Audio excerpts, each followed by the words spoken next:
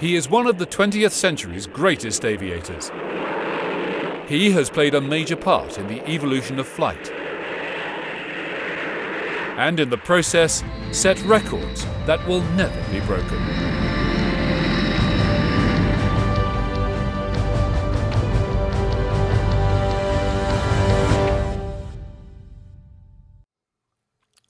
Well, I was brought up in the borders of Scotland.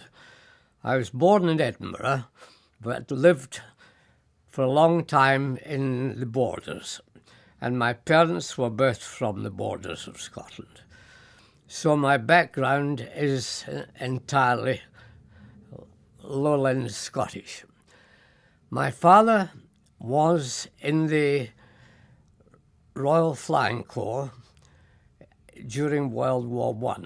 Now, originally he was a balloon observer, and that was a fairly hazardous occupation. And after a while he decided that it might be a little less dangerous if he became a pilot. So he switched to flying, but late in the war, and he was still under training when the war ended. However, he moved over to the RAF and stayed with them for a considerable time, almost up to the beginning of World War II. He came out for a while, but went back again. So I had a flying background, and he always encouraged me in this flying business, and he operated from an airfield fairly close to home at Turnhouse in Edinburgh, where there was an auxiliary Air Force squadron. And they, at that particular time, were flying Gloucester Gamecocks. This was in the early days, and they eventually moved over to Gauntlets.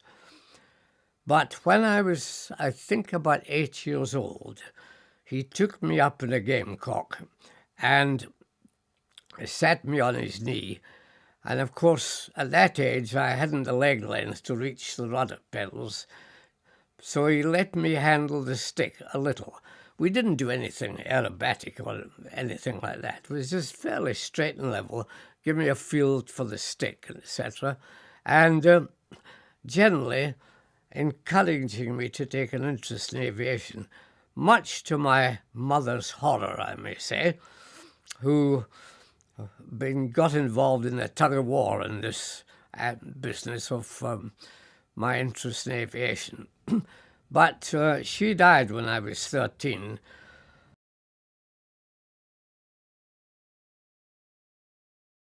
So my father had a free field to work on. And, of course, I loved every minute of it, frankly. And inevitably, after I went to Edinburgh University at the age of 17, I joined the University Air Squadron.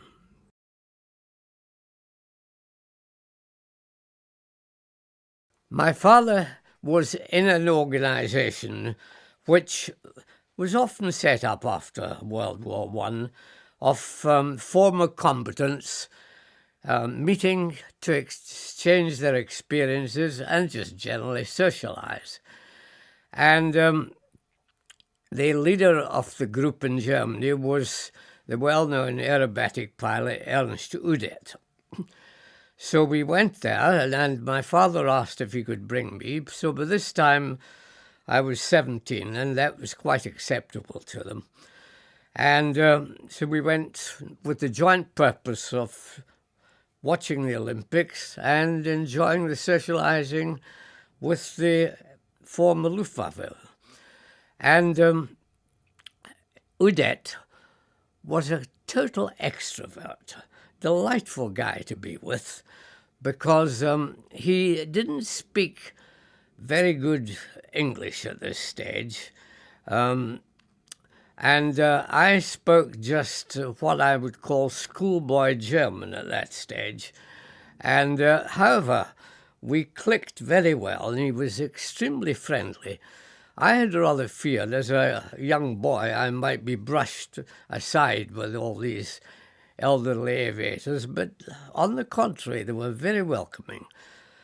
And indeed, Udet asked me if I'd like to go for a flight with him. And this was unexpected, but he took the time off to drive me down to an airfield called Halle, south of Berlin, and where he had a Booker Jungmann, which was a lovely little two-seat trainer stationed there. And when we arrived, after a drive, which was not exactly chatty, but we reached with our imperfect languages, managing to make ourselves known.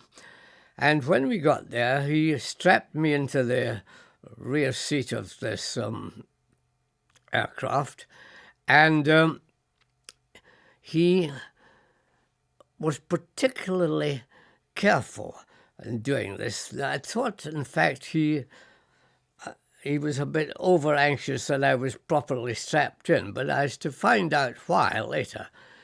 Anyway, off we went and had a very delightful flight. I wouldn't call it a very simple, straightforward flight because, of course, he was an aerobatic expert.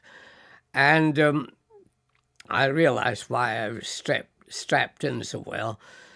And he did a lot of maneuvers that really tested my stomach, rather to their limits. But after about half an hour, we headed back to the airfield. And on the approach, I would say at about probably 100 feet, he turned the aircraft upside down. Now, I thought at this stage he can't really have meant to do this, and I was very concerned that something had happened to him, like a heart attack or something of this type. And we approached the whole way down till I would say about 50 feet, inverted towards the runway, and I thought really this was my demise looming on the horizon. But at about 50 feet, he turned it over, which with its wingspan didn't give it too much clearance on the ground, and as we settled upright, so to speak, he just flopped onto the runway and burst into roars of laughter because he knew he'd frightened the life out of me. And we taxied in, and he helped me out, and he was very charming. He slapped me heartily on the back and gave me the old fighter pilot's greeting, Halsund Beinbruch, which is what the Germans used to say in World War I to a comrade who, after he'd won a combat. So that was my introduction to, if you like, the German side of aviation, which later on was to develop, because Udet, after on the way home, he said to me, you know, you must work on your German and you must try and get into a flying organization. And because I hadn't yet joined the University Air Squadron. So when I got home, I was already doing a languages degree, so I would be working on that anyway. But by joining the University Air Squadron, I fulfilled his other condition. And he said, if you achieve something in both these, come back and see me. I thought this was just, a polite social remark. But in fact, he meant it, because in 1938, I revisited Germany purely for pleasure. And I looked up Udet in Berlin. He'd given me his address. And to my astonishment, he greeted me like a long-lost chum. And I didn't stay with him. I stayed in a little local guest house. But I went most days to see him in the evenings when he came back from work, at his invitation.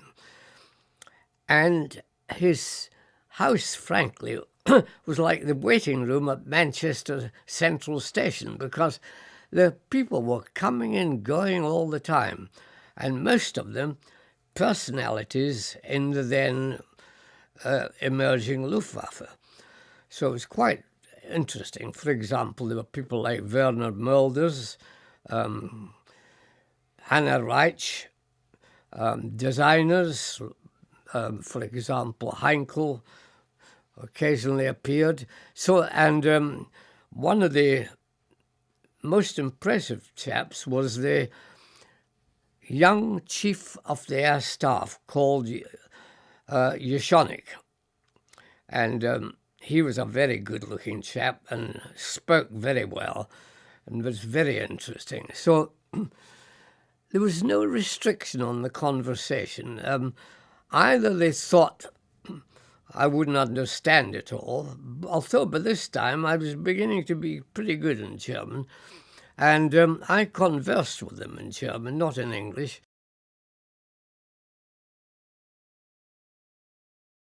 I really began to feel that I was getting a grip and a feel of what was emerging in the new Luftwaffe. And here we were in Nazi Germany. How was the feeling? It was one of excitement, really, because everything was happening at that time in Germany, and there were parades galore. And although this is all very militaristic, to a young boy like myself at that time, it was exciting stuff going on all around you. And I was in a country where there didn't seem to be any unemployment. Everybody seemed to get about their business quite well. And for the young in the country, there was almost endless aviation facilities provided at weekends. And I used to go up to these flying clubs at weekends, and they would welcome you and let you go into the clubhouse, read their magazines. They never offered you a flight, but as I say, the atmosphere was quite welcoming, although I was a foreigner. As long as I could talk aviation, they accepted it. So that was Germany in 1938.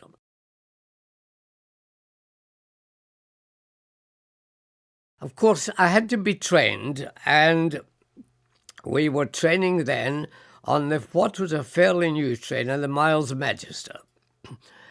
And after that, I gradually graduated onto Gloucester gauntlets. These were being supplied at this point to auxiliary Air Force squadrons, and the University Air Squadron was connected at Edinburgh with the 603 Auxiliary Air Force Squadron. So it was a lovely airplane, the little gauntlet, an aerobatic gem, really, and you couldn't ask for much more. And eventually, when I was later to fly its father, so to speak, the Gloucester Gladiator, which was a really probably the best of all the biplane fighters there were at that time in the late 1930s. So it was a great experience with offering opportunities too.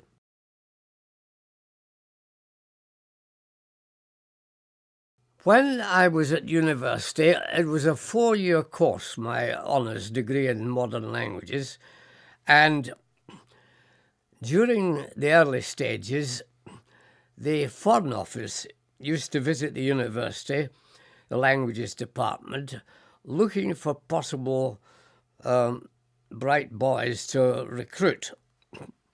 And I was asked if I would be interested in joining the diplomatic corps.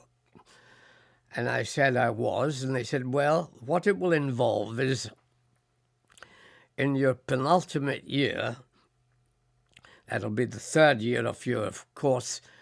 You will have to go abroad, and since German is your primary language, you'll have to spend at least 6 months in Germany. You will be sent to a school on our recommendation, and you will teach English to the pupils and brush up your German while you're there. So in the summer of 1939, I went to the boarding school called Salem on the Lake Constance. Now, that used to be the center with the great educationalist Kurt Hahn there. But he had to leave in about 1938 because the Nazis were bringing pressure on him. He was a Jew, and obviously he saw the light and moved out. But when I was there, it was run by Prince George of Hanover, and it was really a delightful establishment. And, of course, Kurt Hahn, as you know, formed Gordonston in Scotland.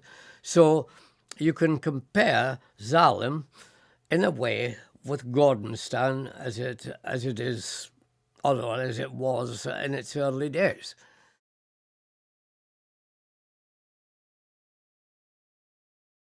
I'd gone up on the 3rd of September 1939 to spend the weekend in Munich. A delightful town and very interesting, and I was staying in a small, fairly cheap hotel. And I have to tell you, and I was a lucky boy, in those days I owned an MG Magnet, and I'd taken that with me, and it was parked in the courtyard, and at 6 o'clock in the morning of 3rd September, there was a thunderous knock on my door, and in came a lady with 2 SS officers and said, "Our countries are at war, and I'm afraid you'll have to come with us." So they gave me time to dress, and off I was taken. And I asked about my car, and they said, "Oh, I'm afraid you can't take anything with you." So I had to leave my clothes. I had some books with me, some for studying at the weekend, things like that. I had to leave the lot, which they collected, I may say later, as I found out, and was taken to an SS jail where I spent 3 days. Of course, when the lady said our countries are at war at 6 o'clock on the 3rd, technically she was incorrect because they weren't at war till 11 o'clock, but that's a moot point. And I wasn't treated badly at all. In fact, quite well. They were interested in talking because I could talk reasonable German by this time. And my concern was, here we are at the very beginning of a war. How long is it going to last? Am I going to be here for the duration? Now, the Foreign Office were pretty naughty because what I didn't know was I wasn't the only one doing this in Germany. There were 20 British students scattered throughout Germany doing what I was doing. And this was the important point. There were 20 Germans doing the same in Britain. If I'd known that, I'd have been a happy boy, because we were exchanged eventually after 3 days through the Red Cross in Switzerland. And what was interesting was, on the 3rd day, this young SS lieutenant said to me, "You're being taken to the Swiss frontier for an exchange through the Red Cross," which I was delighted. And I was ushered out into a large Mercedes, and as we bowled along, I could look at it only had a little window at the back, and there coming behind me was my MG Magnet with an SS sergeant with his entire head above the windscreen. Huge fellow driving it. Anyway, we went to the Swiss frontier, which was about an hour and a half's drive or so, and then I got out, and the young lieutenant who was with me said, they're expecting you. There was a bridge over a ravine at this point in the border, and he said, on the other side of the bridge is Switzerland, and you're expected, and you can have your car. And I said, you've taken my clothes, my money, my books. Why are you giving me my car? And his reply, if I translate it from the German, was typically Teutonic. He said, because we have no spares. So that was that. So I went over this bridge with my car, and although he had said the Swiss were expecting me, it didn't seem like it, because I got a very, very stony reception from the Swiss border guards. And in fact, they made me get out of my car and put me into a small, was almost like a telephone booth. And I had to wait there about an hour while they contacted the embassy in Bern and got clearance for me to go up there. But anyway, I got to Bern, and the ambassador interrogated me there and told me that in the light of the fact that I was in the university escort and I better get back as quickly as possible. So he gave me petrol coupons to get back.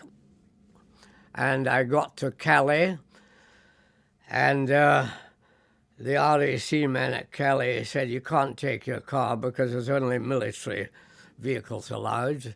So I left it there thinking that was the last I'd see of it. But I must say, to my utter surprise, the RAC got it back a month later. So I joined them and have been with them ever since.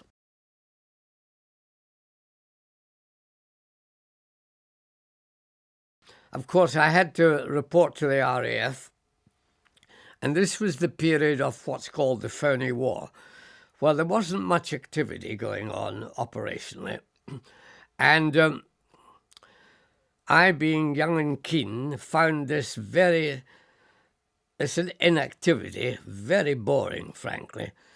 And about the middle of September, the Royal Navy had an aircraft carrier, the Courageous, sunk in the southern Irish Sea. And they lost most of the pilots in that sinking. And a notice went up on the RAF notice board saying that the fleet air arm was short of pilots, and if anybody would like to move over, would they put their names down and the Royal Navy would be advised. So I did this thinking, well, they've had action, they've been sunk, I might get onto an aircraft carrier right away and have some action. Of course, it didn't turn out like this. I was accepted by the Fleet Air Arm, but they wanted me to do their course of training. The Navy did it differently from the RAF, but after it was over a year before I actually got a posting to a squadron that was going to go on an aircraft carrier. But by this time, at first, when I joined the Fleet Air Arm, they didn't have much in the way of exciting aircraft, certainly not on the fighter side.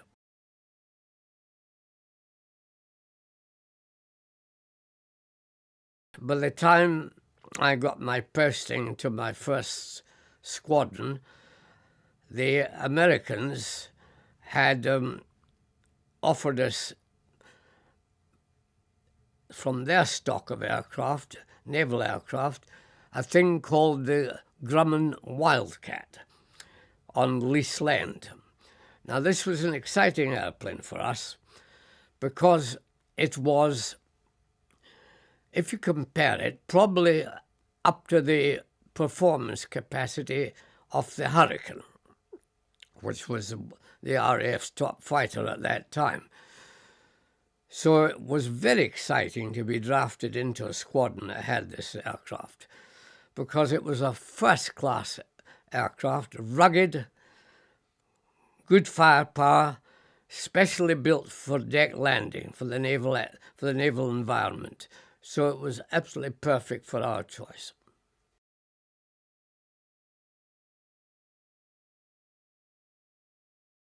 I was in the squadron with flying a Wildcat, and they had a safety harness which only had a lap strap across your abdomen. And, of course, for deck landing, you're jerked very heavily forward by being arrested during the landing, so it was decreed that we have shoulder straps as well. The object of this flight was to take the Wildcat down to Croydon for modification to have these in. Now, I had arrived just as far south as Lincoln when I ran into atrocious weather and crept my way, thankfully, into RAF Cranwell. And when I got out of my aircraft, I knew it was the mother station of the RAF. I expected there to be RAF people everywhere.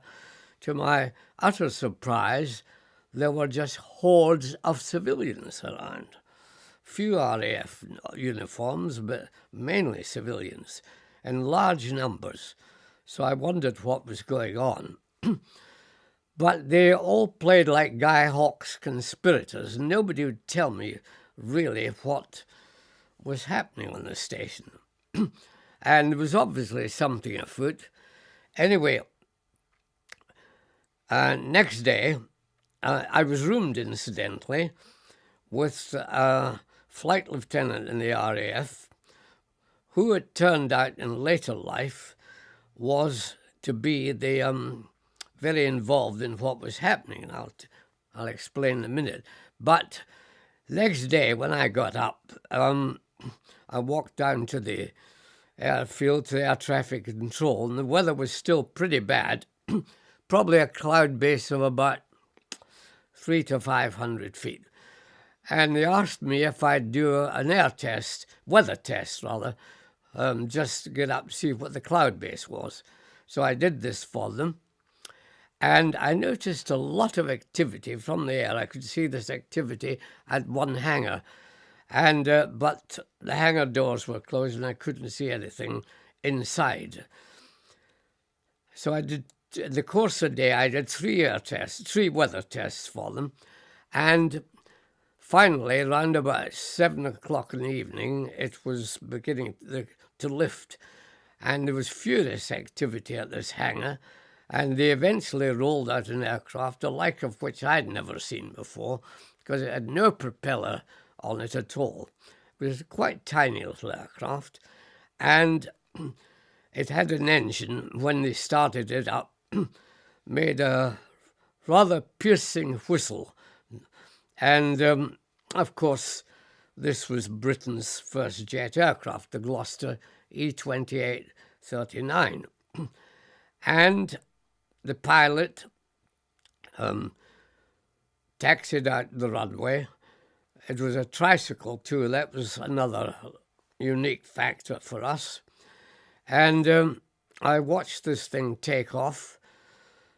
It did a fairly short flight. I would say probably, it struck me of being the order of 20 minutes, probably, before it landed very smoothly.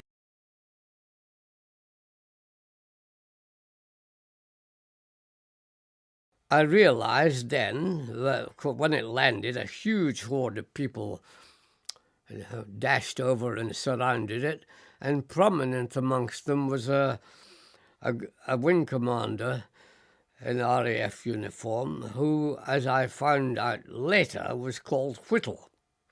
And of course, this was Frank Whittle himself.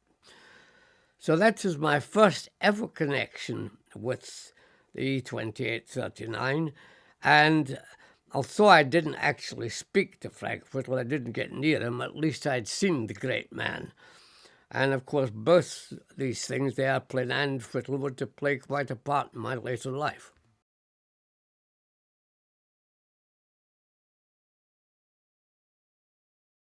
We were, as a squadron, posted to the very first and the tiniest operational escort carrier. It really was a brainchild of Churchill, because this vessel had been captured in the West Indies by a British cruiser, and it was originally a banana boat practicing in the Caribbean, and was brought back to this country, and Churchill put up the idea that if they just sliced the top off this vessel, put a flat flight deck on, we'd have a small carrier, which would be ideal for escorting convoys. Now, it was very basic. Whereas a normal aircraft carrier these days had a flight deck with a length of about 800 feet. This little vessel, total length was 420 feet. It didn't have a hangar. All the aircraft, when I say all, there were only 6 Wildcats, were parked on the deck permanently. So that was a slice off the length of 420 feet, the park at the back. And it had only 2 arrestor wires. These were main arrestor wires, and then an emergency arrestor wire, which we called the for Christ's sake wire, because if you caught this, you had missed the main 2, and this brought you up with a very, very sharp arresting, but at the same time, as the for Christ's sake wire pulled out, it collapsed the crash barrier ahead of you. So it was, that was the arrangement. Everything was extremely tight. And of course, we were operating in the Bay of Biscay eventually, so this thing moved about a lot. However, before we got to being operational, we had to do our first deck landing, as you say. And half of the pilots in the squadron had been on the bigger carriers before. And when they saw this small thing, it must have frightened the life out of them. But to me, I had never seen an aircraft carrier before, so it was just another adventure and a challenge. And frankly, I enjoyed it. And we did this landing in the western approaches. The island of Ailsa Craig is just off the Ayrshire coast. And I could see Ailsa Craig, so you can gauge where the area was, just south of the Mullican Tower. And it, frankly, from the air, it looked like a matchbox floating in the sea. But I didn't find any great trouble with it, frankly. And I did my 4 landings, I think it was, and that qualified me, and we were off shortly into operations.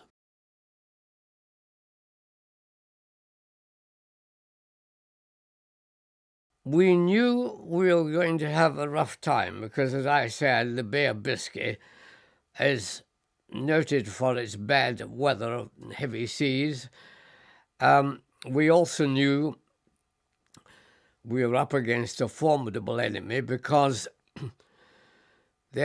our real targets were the Focke-Wulf 200, which had been known as a civil airliner called the Condor, but had been modified into a very, very potent sort of 4-engined reconnaissance stroke bomber aircraft. Heavily armed, very heavily armed, and had a very long endurance and a long range. And it was a great threat to the convoys because what it was doing was finding the convoys, giving their position to the U-boat wolf packs which were around, and they closed on the convoys and attacked, mainly at night, of course. So we didn't have long to wait because on our very first voyage, we came across the first of these couriers. This was the military Condor, was called the Courier, and two of our aircraft went up to attack. The Courier, unfortunately, had already done some damage. It had bombed the convoy and caused a few casualties. These were transported onto a hospital ship we had with us, and in spite of it flying the Red Cross, the Condor bombed it, and I'm afraid caused a lot of casualties of the people who were already wounded from the previous bombings. Anyway, it set the hospital ship on fire, and at that stage it was caught up by the first two Wildcats. And the pair were our commanding officer and his wingman. And the CO set the inner engine of the Condor on fire, or the Courier on fire, and obviously would probably have given it the coup de grace, but he went in to have a closer look at what damage he had done, and they opened fire on him, and they heavily armed. They were a 20mm cannon, and when he realized he was being fired on, he turned away rapidly, but a cannon shell went clean through the underbody of the aircraft and killed him. So we lost our CO within minutes of the first combat.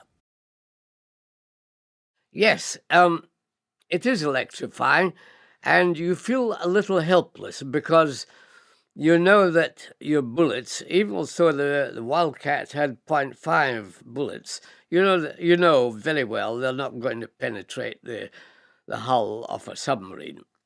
But at least you can fire at the conning tower and force them to dive. And that was all we could do. But interestingly enough, the one major attack that was made on a submarine, the first major attack, I should say, was made in a submarine, was by our CO's wingman. And he dived down on it because there were people on the conning tower, and he fired on it with these .5s, but they had manned their 20mm on the casing of the thing and actually shot him down. And we found out later, when his body was recovered, that the shell had gone through and hit the stick and took the top of the control stick and his right hand off. So, of course, he had no control at all and went straight in and was killed. So we respected this. We realized that you could not afford to take it easy and think that it was a one-sided battle with these people. And I later on found two U-boats on the surface with a plank between them, well out from the convoy, of course, and obviously one of them was in serious trouble of some sort. And because they were moving across this plank and helping one another. And when I caught them, they were still engaged in this, and I killed quite a few of them walking or in this area of trying to rush into the conning tower across the plank to get out of danger. But they immediately dived and left the plank and whatnot, and we believe one of them had been badly damaged because it was eventually lost without ever being attacked. Dönitz in his diary just reported that it vanished. So obviously it had been badly damaged and probably was lost diving without proper repair. But it goes to show that there were plenty of U-boats around this convoy, and up to that point, in fact, it was the most heavily attacked convoy of World War II, up to that point. of course, it's a thrill because it's a dark, menacing shape. It really looks evil. And you think to yourself, well, it may not be a pleasant life down there, but they seem to be in an advantage situation at the moment, because we were a slow convoy. We were a convoy doing probably a maximum of about 10 knots. And when they have a target like this, and there are so many of them, obviously all coordinating the attack, the odds are fairly heavily stacked on their side.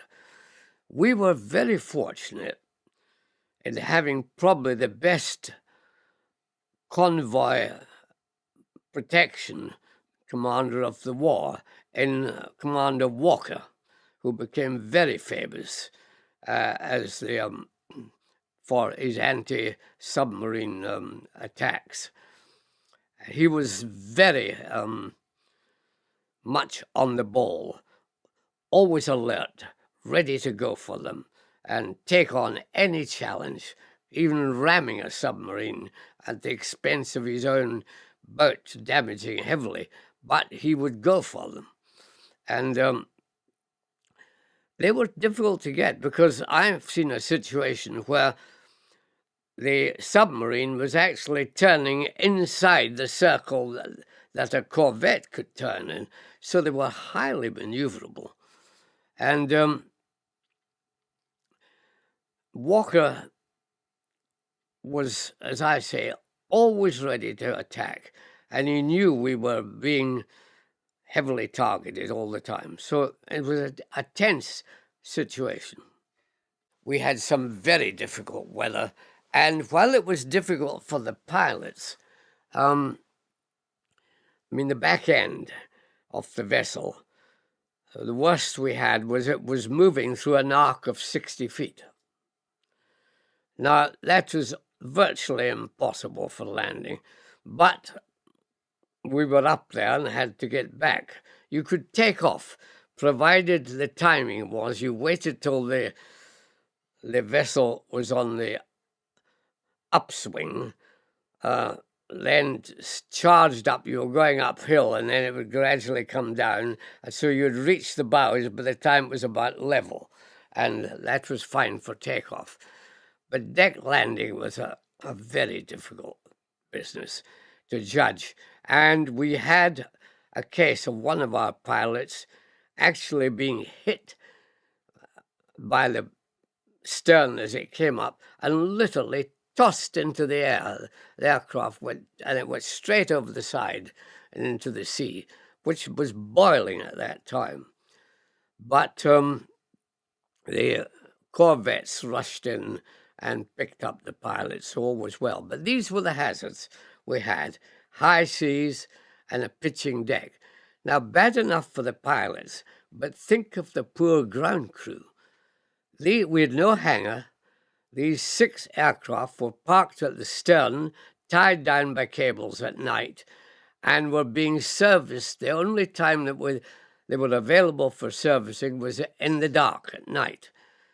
These troops were going around with a back end moving up and down, water pouring over them, slippery conditions, with a small torch with a piece of blue paper over the front to look into the engine, etc.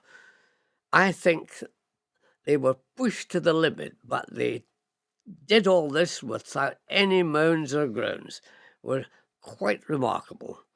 So this resulted in a tremendous rapport, inevitably, between the ground crew and the pilots.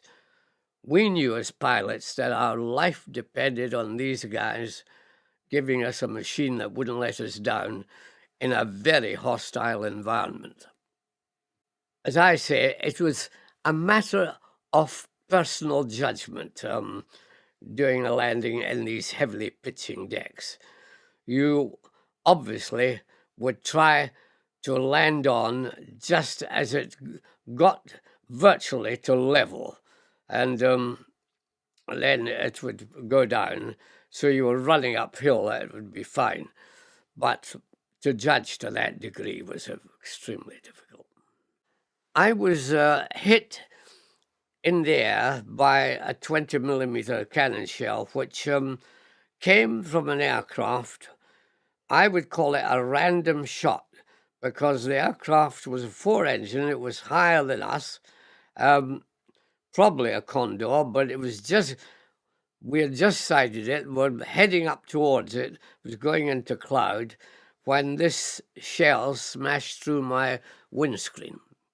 Now, we had armor-plated windscreens, but a 20mm cannon shell really damaged it very badly. And we didn't wear, since we were at low altitude, we didn't wear oxygen masks. So my face was exposed, and a large piece of the glass from the screen came into my mouth. I maybe opened my mouth in amazement, or what should you say, not amazement, but a reaction to being hit. And I think this concussed me, because I've no recollection of what happened after that for quite a while. But apparently my wing leader, I was the number 2, came alongside me, realized I'd been hit, and was afraid that I would become unconscious, and that would have been that. So he kept talking to me all the time, trying to keep me going. He said I wasn't responding, but when he means responding, I wasn't talking to him. But he said I appeared to be doing what he told me to do with the aircraft. In other words, fly straight now, or turn right now, or turn left. And he talked me down onto fortunately, it wasn't a day where the aircraft carrier was pitching, talked me down onto the deck. And I've no recollection of landing on at all. But I caught the for Christ's sake wire, and I didn't do my face any good on the gun sight, because although we had shoulder straps on, I had foolishly just used my lap strap. And so I caused my own grief there. So what the windscreen had done to me, plus what the gun sight did to me, was they needed a little bit of repair work. So I was out for the rest of that particular trip. But that was the very first convoy. So I was okay for the second one. Having had a hard lesson, the whole squadron, from the loss of our squadron commander, I then studied this aircraft very carefully to see where its armament was and how it could bring it to bear against an attacking aircraft. And I realized that there was no blind spot except from the front. They had a cannon in a turret on the top of a dorsal turret on the top, and I realized that it was limited to the amount it could come down before it was in danger of hitting its own fuselage. So I knew how much it could be depressed. And then from the bottom cannon they had in a gondola underneath. The same reason I realized there was a limitation on how much it could be elevated. So with these two limited for depression and elevation, there was a blind spot dead ahead. Now, it wasn't blind in the sense there was no armament there, but the armament was 2 fixed machine guns, and the pilot was the only one that could bring them to bear, and he could only bring them to bear by moving the total aircraft, which was very limiting for him. So this was, if you like, not totally blind, but it certainly was the most vulnerable form of attack. So when I eventually managed to get this aircraft into a situation when he was nipping in and out of cloud, it was rather difficult to keep up with him. eventually I made an absolutely flat attack, not a diving attack, had to be absolutely flat. And I did that, and when I opened fire, I could see the pilot's windscreen shattering. And obviously, if that shattered, I must have killed both of the first and the second pilot, because as soon as I did that, it began to fall down. And went in a very flat attitude. It was, I think, beginning of a spin, actually, in a very flat attitude into the sea, to such a degree that two of the crew managed to crawl out of it, probably very badly hurt, but they were still appeared to be still alive. But of course, they were left there. There was nobody to save them, so they probably drowned there, I would think. So that was my first attack. And I had a similar one the second time, but in the second case, they were all lost. I think there was 7 crew in the aircraft. But having worked out this head-on attack, as we called it, the other guys quizzed me on this, of course, and they all adopted the same thing. So as a result, after the CO's aircraft, the one in which he was killed, the one he brought down, we brought down 4 more using the head-on attack. This was the second convoy, which was between Liverpool and Gibraltar, returning from Gibraltar. And we were put under immense attack 2 nights, one night after leaving Gibraltar. And we had, interestingly enough, we had some survivors from the sinking of the Ark Royal on board.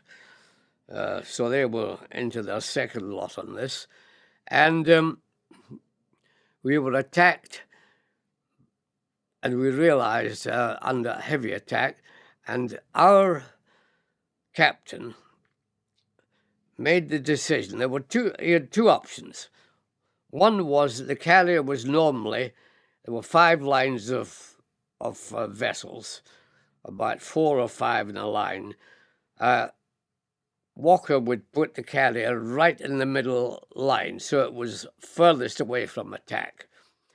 But our captain, who was senior to Walker, made his own decision. He decided that was putting the merchant ships at too much risk with a large number of submarines attacking or U-boats attacking. So he came out into the open and decided he'd go at full speed, which was only 14 knots, but zigzag throughout the night, clear of the convoy. Well, we'd been doing that for maybe an hour or so when a U-boat source fired a random torpedo at us in the hope of having a strike, because we were zigzagging at 14 knots. And as his luck would have it, hit our rudder, carried the rudder away. We could still do 14 knots, but we had no steering. And darkness, the captain decided we would hit the convoy if we went on like this. So he hove to, hoping the U-boat, he had escaped the U-boat. But just as we settled and the U-boat surfaced about 200 yards on our port side, and we could see the captain of the U-boat on quite clearly on the conning tower with the braid of his hat. And our captain called all the crew of the Audacity onto the flight deck, because he realized that with the possibility of abandoning ship. And he alerted us to this. And while we were there was this uncanny period, which may have been as much as 10 minutes, where we were looking at each other when one of the sailors' nerves broke and he rushed into one of our 20-millimeter cannon and opened fire at the U-boat, which was a hopeless thing to do. But, as I say, probably his nerve had broken. And, of course, in retort, the captain of the U-boat fired 4 torpedoes, all of which struck us, and the entire bows of the carrier fell off. And, of course, when they went, she tipped up immediately. And as she did, the cables holding down the Wildcats at the back all snapped. I'll never forget the twang as they snapped. And they came rushing down the deck into 400 sailors and just wiped out dozens of them, knocking them over the side, killing them on impact, and so on and so forth. Utter chaos. And most of them just ran to the edge and jumped off. And, of course, jumping off the deck, rearing up as it was, they were jumping off from a height of maybe 50, 60, even 70 feet. So it was pandemonium. When I heard the twang of the cables going, I realized what was going to happen. So I went immediately to the side and jumped off. I had already, before I'd assembled in the flight deck, I'd gone down and got my flight jacket, because this was the 21st of December, and in the Bay of Biscay, it wasn't going to be warm in there. So when I was at least in a flight jacket and a Mae West. All the pilots were wearing Mae West, and all the sailors were wearing a very basic arrangement. It was really like an inner tube around their middle with 2 tapes over the shoulders. That was all they had. Anyway, jumping off into the sea was a bit of a hazard, because quite apart from the height, and you may break legs or anything, there was a danger of jumping onto people, because by this time there were dozens in the water. And but having survived that, I swam to a Carly float, but they were all already full of people.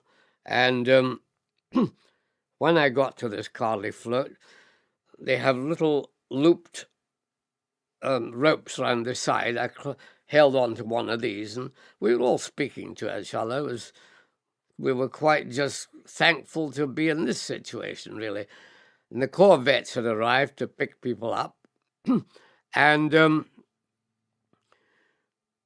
I found myself with my flight leader, and he said to me, let's swim towards the corvette, which we did. And suddenly the corvettes all took off, vanished. Now, the reason was they had picked up quite a large number of survivors, so they were pretty full, and they got an ASDIC ping that the submarine was still in the area. And the last thing they wanted to be was torpedoed and sunk with all these survivors aboard. So they vanished with the intention of coming back as soon as possible. But we were left for 3 or 4 hours in the water. And what we did was he and I tied ourselves together and then got a group of sailors. We were 26 in all, and we all tied ourselves together with the bits of cord and string we had from these things. And we kept together for about certainly an hour and a bit. And then the first of the sailors they had fallen asleep, and obviously hypothermia was setting in. And as they fell asleep, they toppled forward, of course, with these just having a rubber tube around you. And heads going into the water and just drowned. And, of course, they were dead weight. And I'm afraid we had to be ruthless and just cut each one that drowned off. And after 3 hours, I'm afraid the only one surviving was the flight commander and myself. The reason being we had made wests, which supported our necks, our heads, kept them above water. And it is a horrible thing to realize that your companions are just not surviving. They weren't. Maybe another thing was they weren't as fit as we were. As pilots, we had to keep ourselves pretty damn fit. We had medicals every 6 months. And I think these chaps were just not as fit as we were and didn't have the right sort of life jackets. And after about 3 hours or 4 hours, the corvettes came back and they hoisted us out of the water. Amongst the lot I was with, well, reasonably, were the captain and the navigator. And he was being hauled up into the corvette, not the one I was on, because we were hauled up by lines. Our legs had gone, and being in water for cold water for about 4 hours. They had to pull us up on lines. And he was being hauled up when the line snapped. And he went forward, and I think he struck the hull of the corvette and knocked him unconscious because he just went in the water and vanished. So it was very bad luck.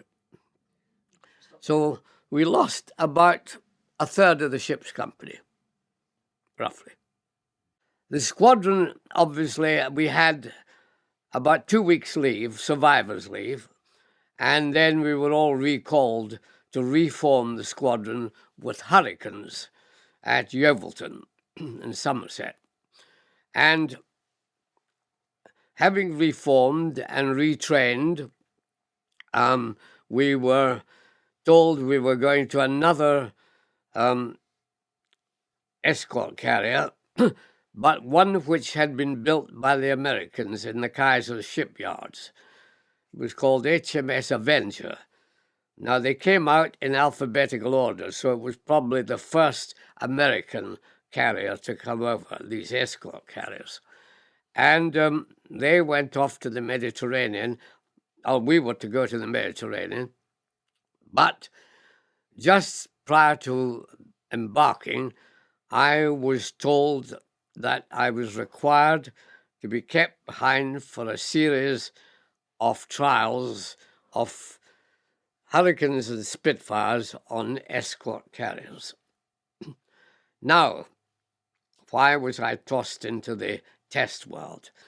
I didn't discover till later on that the captain of the Audacity had written in my confidential report on the first trip to, well, maybe after 1.5 trips, but he had left the details at Gibraltar, and they had gone to Admiralty eventually.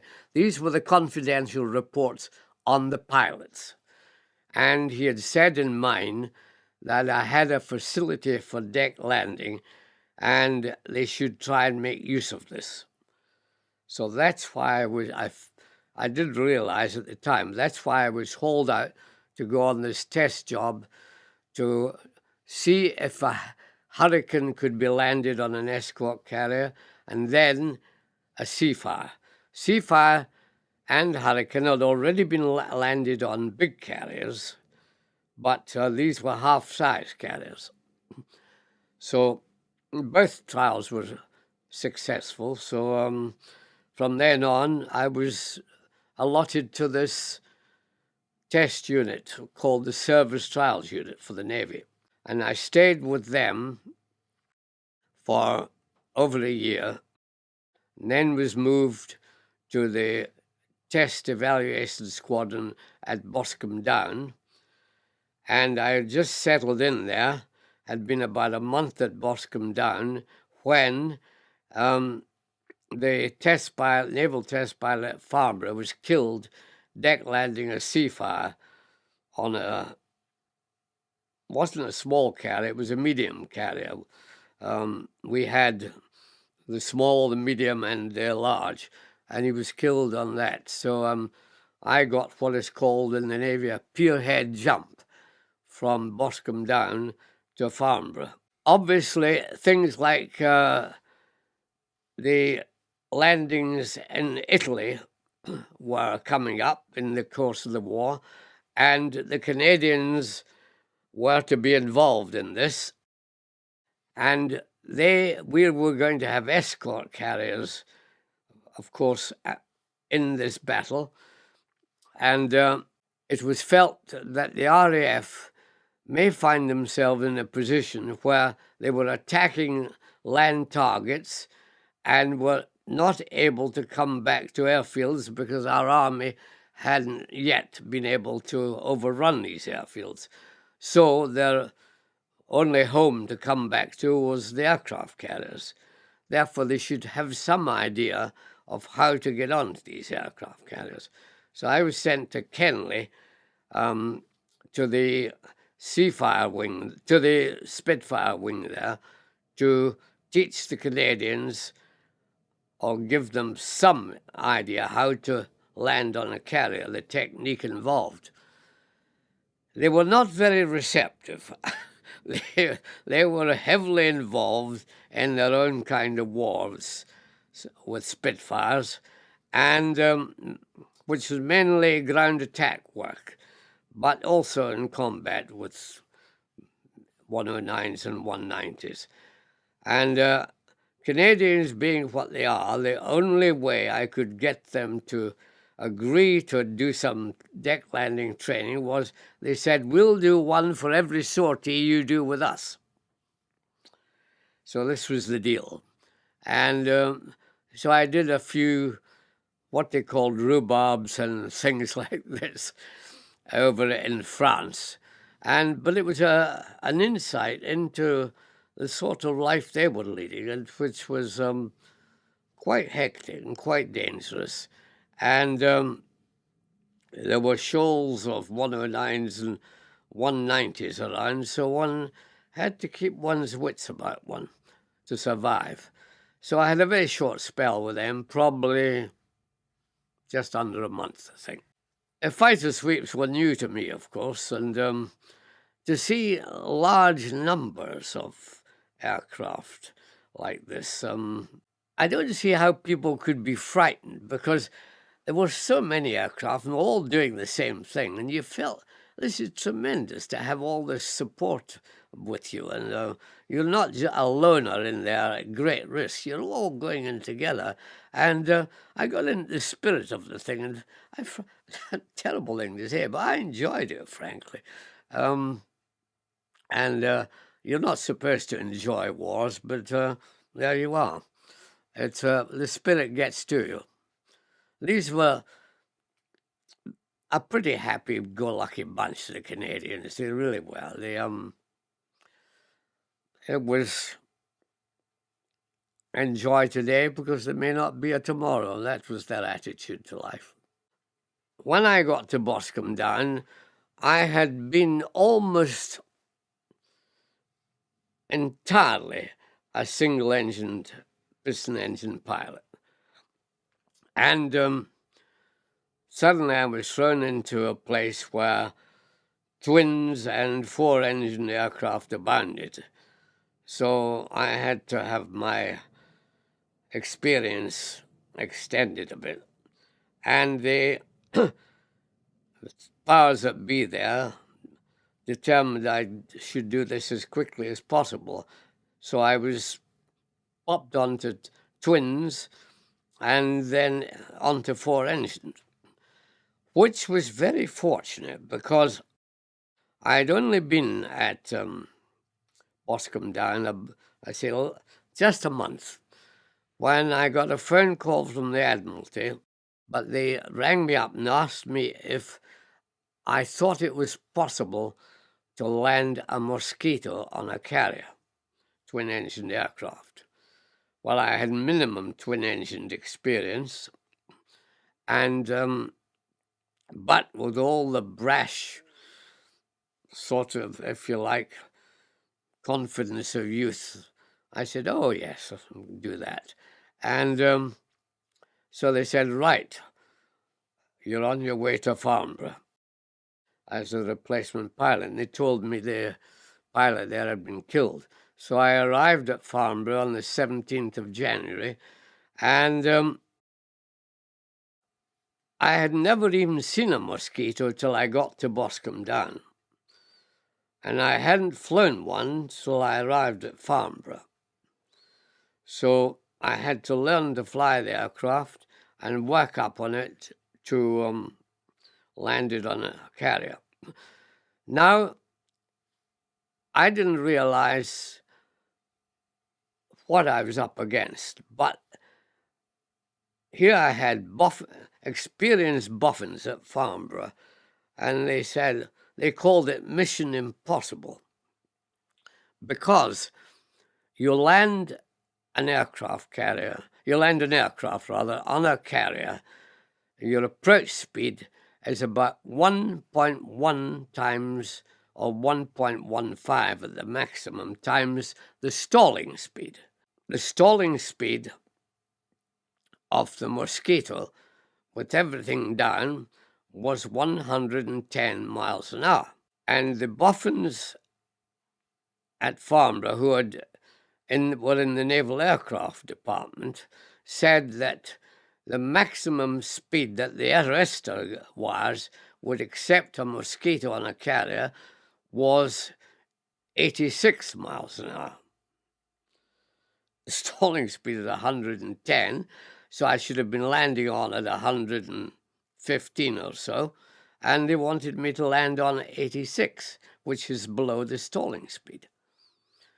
So we had to work that one out. Now, the only way of doing that is to, normally you land on with a little engine power as you come onto the carrier, but with this, I'd have to use almost half engine power and hang on the propellers and until I was about maybe 3 feet off the deck, then cut the engines when the aircraft would just fall out of the sky. So it was quite a hazardous thing. We were going to start with the aircraft as light as they could get it, which was 16,000 pounds, but eventually we were going to work up till it was with max bomb load at 22,000 pounds. And yet the trials went very successfully, and all was well. Now, the reason for this was the Navy did not intend to operate Mosquitoes off carriers. It was for a special operation, a sort of naval dam busters raid. In the dam busters raid, Barnes Wallis had invented the spitting bomb. Now, as it was used in the dam busters raid, that spitting bomb looked like an oil drum. But to get it into a Mosquito, that shape was unacceptable. It didn't work it wasn't compatible with the bomb bay. So we had a totally spherical bouncing bomb. And the idea was these Mosquitoes were going to be taken out on 2 carriers to Japan, and a raid was to be made against warships, mainly battleships, in harbour on the Japanese mainland. And the pilots wouldn't have the range to get there without being taken out in carriers. They would fly off the carriers, and then they would be asked to land back on. They had never done a Mosquito landing. They had only landed in training with Barracudas, which is the easiest of the deck landing aircraft we had. So they had only a vague, really, conception of what they were called to do. But this way we thought at least we'll save most of them. The Mosquito pilots trained for this operation, which was called Operation Highball. And the 2 carriers had taken them out to Australia. They had done their training, and they were ready. With projected date for the attack was to be in a fortnight's time. But before it happened, the atom bomb was dropped on Hiroshima and then later on Nagasaki, and that was it. All the atomic attacks happened before the highball attack, so it was cancelled.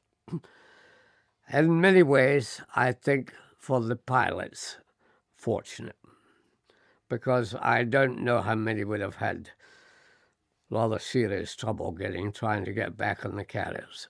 Of course, the Navy were alerted to the fact that twin-engined aircraft could be operated on a carrier, and they offered so much more potential, better weight carriers and load carriers, and they could offer a very high performance. So they began to take an interest in it. But there was one problem.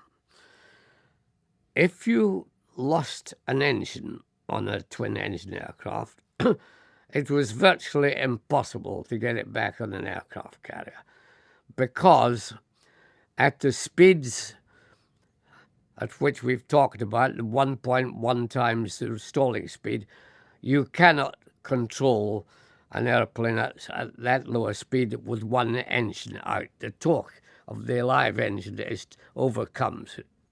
We tried many ways of overcoming this single-engine thing, but there was no real answer to it at that stage. However, one of the experiments was to have handed props. In other words, unlike the Mosquito, which had two props going in the same direction, it was difficult you had heavy torque on takeoff and heavy torque when you were with one engine. We devised to have handed props, in other words, each engine having them going in the opposite direction, which eliminated takeoff swing, but still didn't eliminate the landing problem. In fact, that was never eliminated until the format for the Gannet was invented. Nevertheless, the Hornet, which was really a single-engined, single-seat Mosquito, much smaller aircraft, much greater engine power, and delightfully light to fly. Well, I did the landings, and it's a strange coincidence. The landings were made on the day the atom bomb was dropped and the war came to an end, the one at Nagasaki. But, so it never came into the war, but we were provided with a delightful airplane, and I class the Hornet, the Havilland Hornet, as the finest piston-engined aircraft I have ever flown. And that was brought into the Navy in 1946.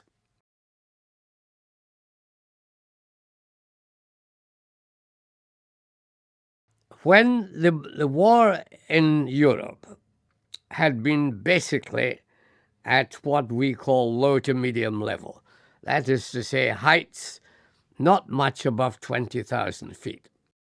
That went for both fighters and bombers. But this all changed in 1943 with the arrival of the 8th United States Army Air Force with the Flying Fortresses, because they operated at 30,000 or 30 plus feet. So suddenly the whole war was transformed into a high-level war. Now, once you do that, you run into problems associated with flying in thin air near the speed of sound. Because at low level, the air is thicker, the speed of sound is higher, so you're unlikely to reach it. You will not reach it at low levels. But once you get into thin air, the speed of sound becomes less, and you can get into trouble at in the transonic speed region by a thing called compressibility. In effect, what it amounts to is any aircraft sends a pressure wave ahead of it, which opens the air for it to pass through. Now, if it's not going terribly fast, there is time for the air to open and it to pass through. Once you get up to high altitude, where the speed of sound is less, these pressure waves do not have the time to open up the passage of air for you, and the one pressure wave tends to build up after another, and they compress against each other and form the phenomenon of compressibility, which in effect is building up a barrier of air ahead of you. And if you strike this barrier of air, it is literally like running into a brick wall. And you get huge amount of vibration, and you get, the worst thing is, a vast amount change of trim. The aircraft suddenly goes nose down, and there is nothing, you mustn't touch the trimmer. If you start that, you'll probably break the trim off the trim tab off the elevator. All you can do is haul, and you may have a haul of as much as 100 pounds, which the pilot, if he can't haul it, he's doomed. He's going to go straight into the ground. Anyway, the HUSAF had their bombers up there. At first, they thought they could operate without fighter protection. They thought they had enough firepower. They soon got disillusioned about that and realized they weren't going to cope unless they had fighter escort. Now, at that time, they only had as fighter escort either the P-38 Lightning or the P-47 Thunderbolt, both American aircraft, of course. And General Doolittle came to command this bomber force near the end of 1943. And he realized that the losses were still heavy. And when he interrogated the crews on the Flying Fortress, particularly the tail gunner and the ball turret gunner, told them that they saw the German aircraft climbing up to attack, and their fighter escort, which would be high cover, they were diving down to intercept the German aircraft, but not in doing anything, not intercepting, just going straight past them and making a hole in the ground eventually. And what was going on? And of course, the answer was they were getting into compressibility trouble, losing this trim change, couldn't hold the trim change, and vanishing, just nose down, all the way down. So General Doolittle came to us and said, could we look into what was happening? We found that the German aircraft could fight up to a Mach number. Now, Mach 1 is the speed of sound, up to a Mach number of 0.75, 3/4 of the speed of sound. They could actually maneuver at that speed. These Lightning and the Thunderbolt couldn't maneuver much above 0.7. In other words, they were fighting an enemy that could go at 0.75, and they could only cope with about 0.68 or 0.7. So they were out of the game as far as combat was concerned at high altitude. But by the grace of God, at this point, there appeared on the horizon the Mustang, which was an American fighter that had been useless at high altitude until they replaced the Allison engine with the British Merlin engine. And the Merlin, of course, is a high-altitude engine. Transformed it completely. and it could fly, actually fly at 0.78. So here we had the answer. So General Doolittle put the others on different duties and used nothing but Mustangs for escort. And this was the finest escort fighter in the world, and saved the United States bomber force, frankly. And we did all that work for Doolittle at Farnborough. And he was very grateful. In fact, many years later, in fact, 1983, I think it was, when I was made an honorary fellow of the Society of Experimental Test Pilots, Doolittle was my host at that time. And he said, would I take back to Farnborough his everlasting thanks for the job we had done for him. So we helped the Americans just as they were helping us with our bomber force. So most of my time at Farnborough was spent on naval work, about half of my time, high-speed flight, mainly in the Transonic range for the other half. These were my main things, with many other things, of course, but these were the accentuation points. When I arrived at Farnborough, I was in the naval aircraft flight, obviously, but I think because of the impression that I made, or so I'm told, with getting the Mozzie on the deck, they thought, we'll use this guy in the high-speed flight. And I was drafted into aerodynamics flight and in the high-speed flight. So I was working a lot on transonic work, and we realized with piston-engined aircraft, we were coming to the end of the road in our attempts. What the aviation industry wanted was to achieve supersonic speed. This was impossible on any piston-engine aircraft because of the drag of the propeller. So we realized we had reached the end of the road. We in Aeroflight at Farnborough had actually achieved the highest speed ever achieved in the world with a piston-engine fighter when we flew it up to 0.92, a Mach number of 0.92.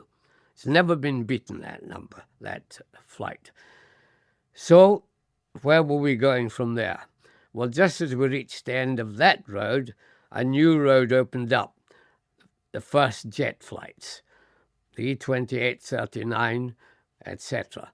So we moved into the jet era, and all the accentuation on performance was now on jets.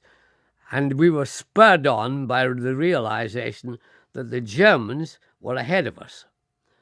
Although Frank Whittle had invented the jet engine, the Germans, he had not been able to renew the patent on it, which he got the patent in 1930, and in 1935, when it came up for renewal, he couldn't afford the fee. So it became public knowledge, and the German embassy bought a huge number of copies of the patent, distributed them around their manufacturing industry libraries in Germany, and as a result, they had the first jet aircraft and the first twin jet aircraft before us flying. And of course, operationally, in mid-1944, they had two jets flying and a third on its way. In other words, the Messerschmitt 262 and the Arado 234, and with on its way the Heinkel 162. So it was a rude shock to us, this, and we realized we had got to do something to catch up. So there was huge accent on supersonic research. The one thing we lacked in this, and the reason we were lagging behind, was we did not have in the whole of the Allied aviation world, we did not have a single supersonic wind tunnel, and the Germans had quite a number of them. This is where we were badly lacking. All this was discovered after the capitulation of Germany, when we entered into Germany and found an Aladdin's cave of technology awaiting us. I mean, we were shocked to find how far advanced they were compared to ourselves. In the piston engine field, we were the top of the league. We were ahead of the world in research, in supersonic research. But when it came into the jet side, we had dropped behind because the Germans, having got the access to Whittle's work, then pressed on because the Nazis poured money into it, gave them all the money and all the facilities they required.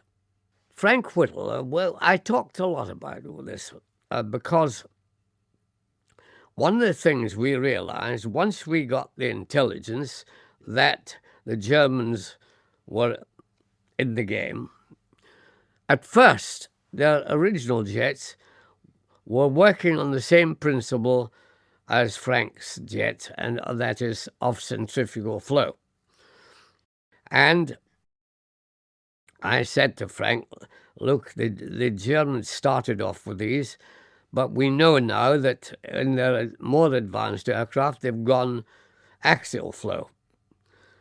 I said, now you've known all about axial flow, Frank. Why didn't you go axial flow? And he said, because when I wanted to get my first jet aircraft to the RAF, I wanted them to be simple and reliable. And he said, that you cannot have at this stage with the axial flow. How right he was, because although the axial flow had more to offer in performance and in specific fuel consumption, the German axial flow engines had a total scrap life of 25 hours, whereas Frank's Wellens, which were going into the Meteor, had an overhaul life of 100 hours. So we were, from that point of view, he had achieved his objective, but at the expense of performance. And as you know, we eventually had to step up. When we got the reliability into the engines, which he wanted, we then changed over to axial and remained with axial. I mean, the whole world's now on axial flow engines. Farnborough had started, and indeed was the first research establishment in the world to start work on compressibility and transonic testing, because the arrival of the Spitfire was a machine to generate be a catalyst, if you like, for this sort of work. And it started using the Spitfire 5 back in 1941. It had to halt a bit because the Spitfire didn't have the altitude to get, because this sort of work has to be done at high altitude.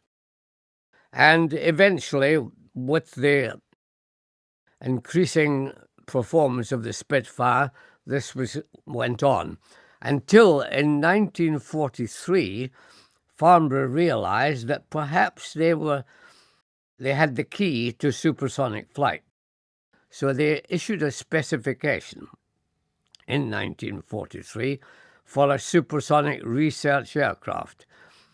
And they chose Miles aircraft to design, with the help of Farnborough, the actual aircraft. Now, this might seem a surprising choice because Miles, pretty small aviation manufacturer, but there were two things in their favour. One, they had showed great innovation in design.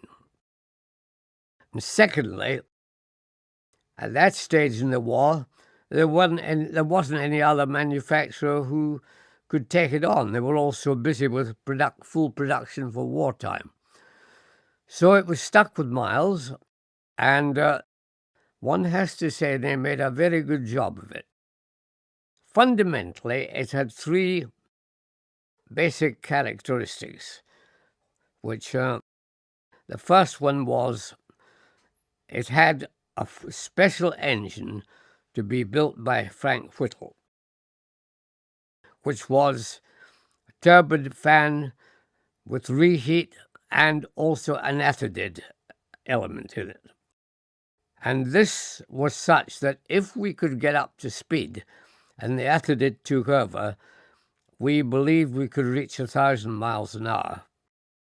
And the aircraft had also a biconvex wing, which was known as the Gillette wing, because it was literally in the form of a razor blade and was so sharp, both at the leading edge and the trailing edge, we actually had casualties amongst the ground crew cutting themselves on the wings. And thirdly, it had a flying tail. Now, a flying tail is normally you have a tailplane and an elevator, but with the flying tail, you have the tailplane and the elevator are one solid piece, and the whole lot move. And you get so much better a moment from this that you can cope with the huge changes of trim in the Transonic region. So it had everything. I was chosen to be the pilot on it for the simple reason that the fuselage at the pilot position was only 4 feet in diameter. And you couldn't get a pilot in there of more than 5 feet 8. So the fact that there was that aspect, the fact that I was in high-speed flight at Farnborough, and the then director decided that I would probably be the boy to do this. So I was with the M52 all from then on. That is, from then on, I'm saying from mid-1944. And when the time I joined it, that Miles had got quite a long way along the way. I would say they were in the 50% maybe of their preparation. They'd flown the wing, or rather fitted the wing to a small Falcon aircraft. It also then fitted the flying tail to the thing. So I was given the chance to fly both of these. And they hadn't a test pilot at Miles who was my size, but more importantly, they hadn't got a test pilot who had ever flown a jet aircraft or ever been in the Transonic region of flight. Their pilots were ruled out on that basis. Now, we went on at a fair pace with this until we reached the end of 1945. And at that stage, in December 1945, when the aircraft was 92% ready for first flight, there arose a great problem that Frank Whittle, who was then running Power Jets, fell out with the establishment over the question of whether he or Rolls-Royce should produce production jet engines. It was ruled that Rolls-Royce should do it and Frank should stay on development work. He was so unhappy with this that he resigned from Power Jets along with 16 of his top engineers. So there was a full confrontation with the establishment. And whether this was the reason or not, the hard facts are, a month and a half later, the M52 was cancelled. This would be a way, if you like, of getting off at somebody who had cocked a snook at the establishment. But that is one conspiracy theory. There may be other reasons, and I've just written a book on the M52, and there are other possibilities that are put forward in that book. But proof of the pudding was that the sad thing about it, I should say, was, first of all, about 6 months before the cancellation, the Ministry of Aircraft Production had ordered that we receive a visit from the Americans, that everything be shown to them, nothing to be withheld from them whatsoever. They were even to be given copies of all the reports and copies of the design work, etc. And at the end of the day, I'm quite convinced that without this visit, the Americans would not have advanced through the sound barrier with the X-1 as early as they did. Because they had already, early on with the X-1, they ran into trouble at Mach 0.94. They couldn't control the change of trim on the aircraft. So suddenly, within 3 days, they produced a flying tail, which Bell had been building up. And Bell were amongst the people who visited Miles. So you can read into that what you will, but there is no doubt that something was afoot there. Then, while we were ruled out by the cancellation, and I had already been given the date for the first flight, which was to be October 1946 at Boscombe Down. So we were ruled out of it. The X-1 went its merry way, but we later dropped a model from a Mosquito over the Scilly Isles, and it was radio-controlled with a small jet engine in it, but exactly otherwise a replica of the M52, and it achieved a Mach number of 1.38. So we can conclude that we were on the right track for supersonic speed.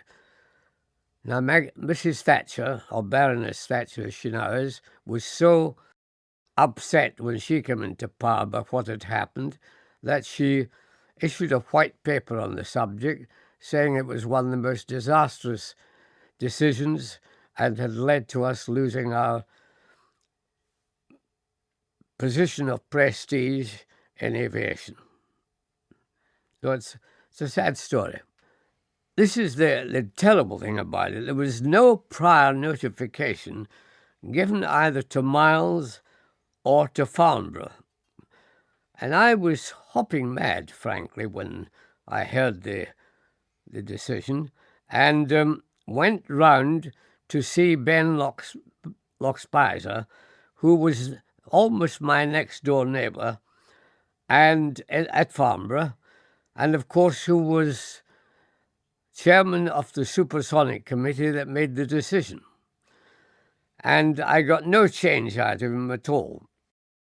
And frankly, I think he was deeply concerned, as I know Barnes Wallis was, about the safety of the pilot and such, because we had an ejection capsule system for the pilot on the M52, which was a little complex, but I was quite happy with it.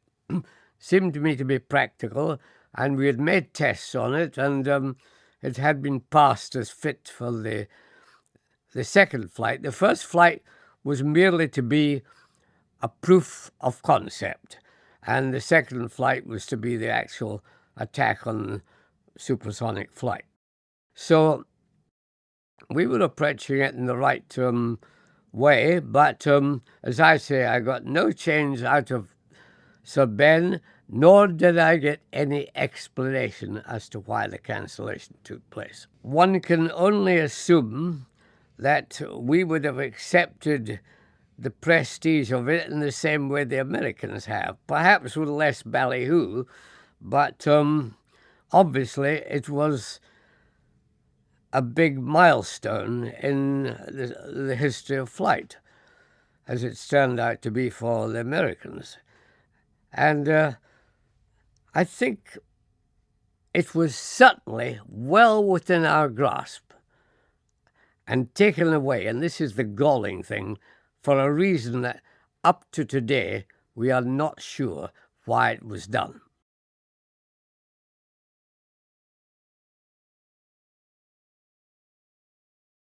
I had spent quite a bit of time in Germany, of course. Not a lot, but I had certainly got to know the people fairly well. I was an admirer of the Germans in the sense I admired their discipline. They like to be told what to do. They don't like to be left rudderless, so to speak. And also, they have a huge capacity for work. Their industrial capacity is colossal. When I went, the country was just beginning to show signs of recovering from the Treaty of Versailles.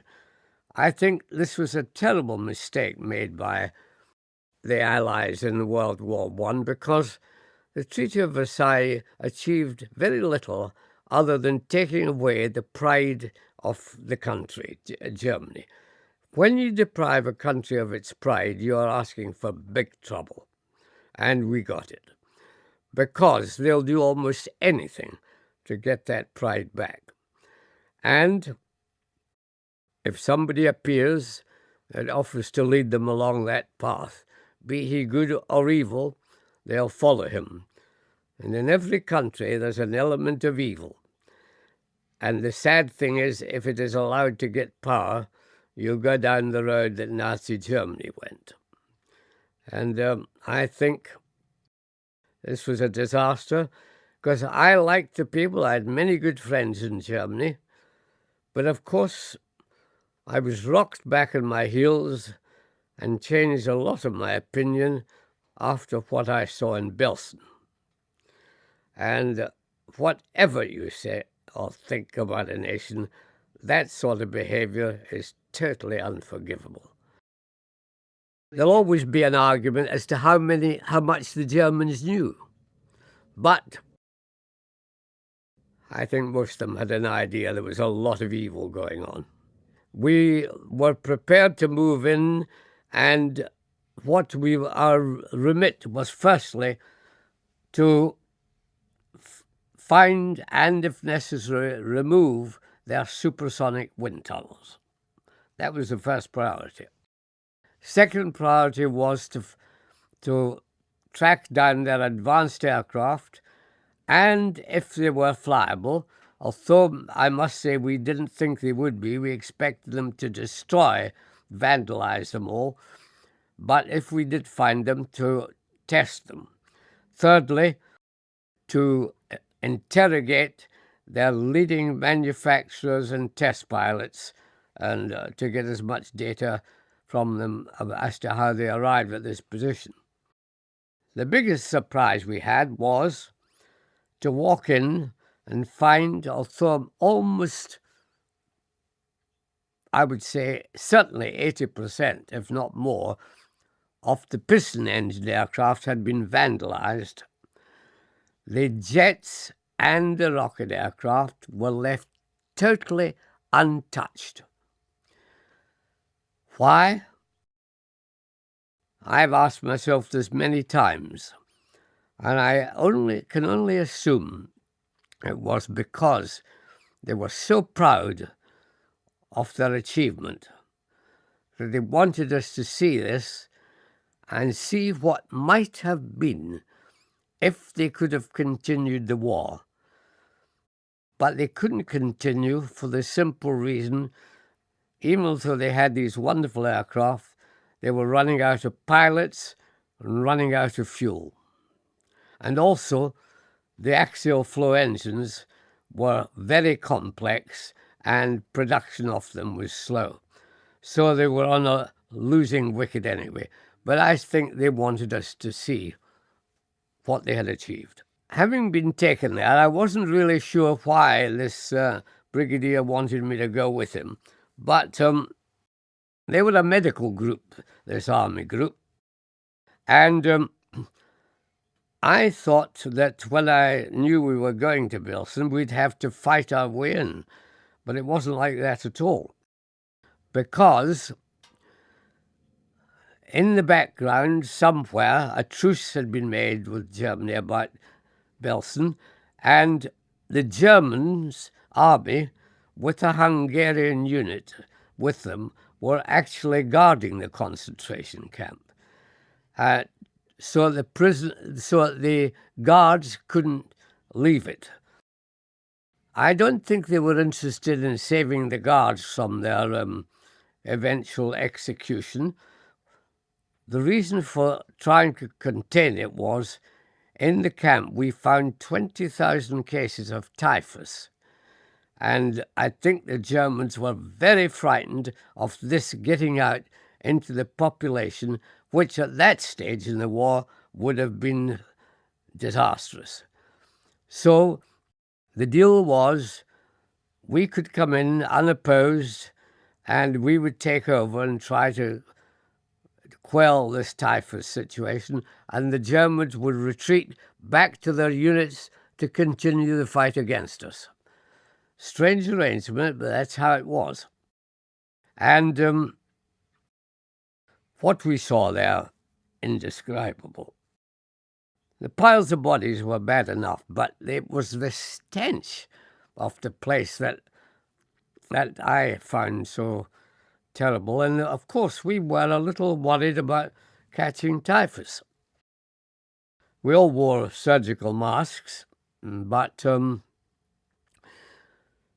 there we are. And when I interrogated these two people, the male and the female commandant, Kramer knew chips were down. He was going to be executed. He could see no way out. So he didn't shilly-shally around. He told it as it was, pretty well. Well, firstly, she was the mistress of Joseph Kramer at this stage. But dealing with him first, he was a monster, obviously, but he was a realist. And he knew the chips were down and that there was no way out for him. So he was straightforward and in interrogation told us just more or less how things were.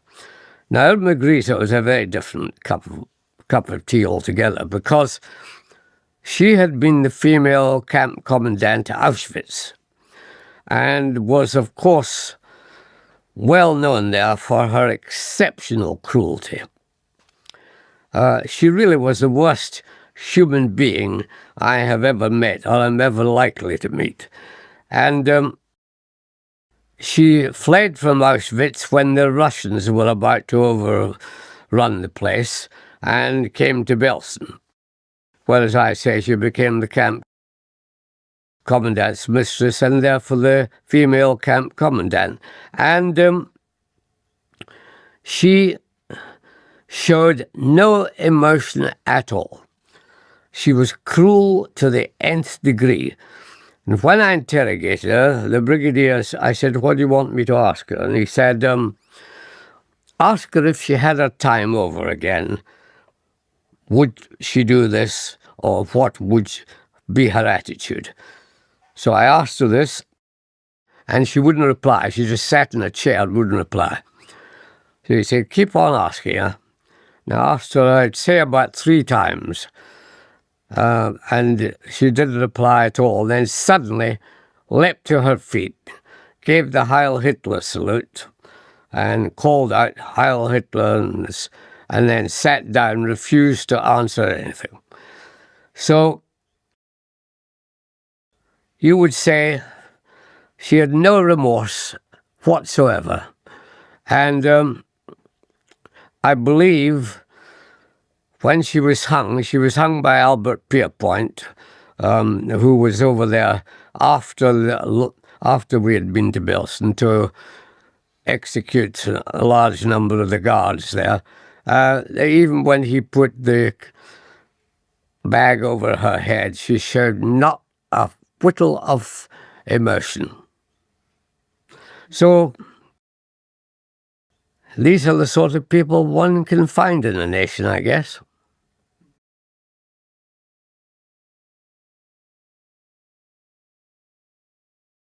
We were frankly shocked to find how far ahead of us they were. Wind tunnels, to start with. In the whole of the Allied aviation world, there wasn't a single supersonic wind tunnel.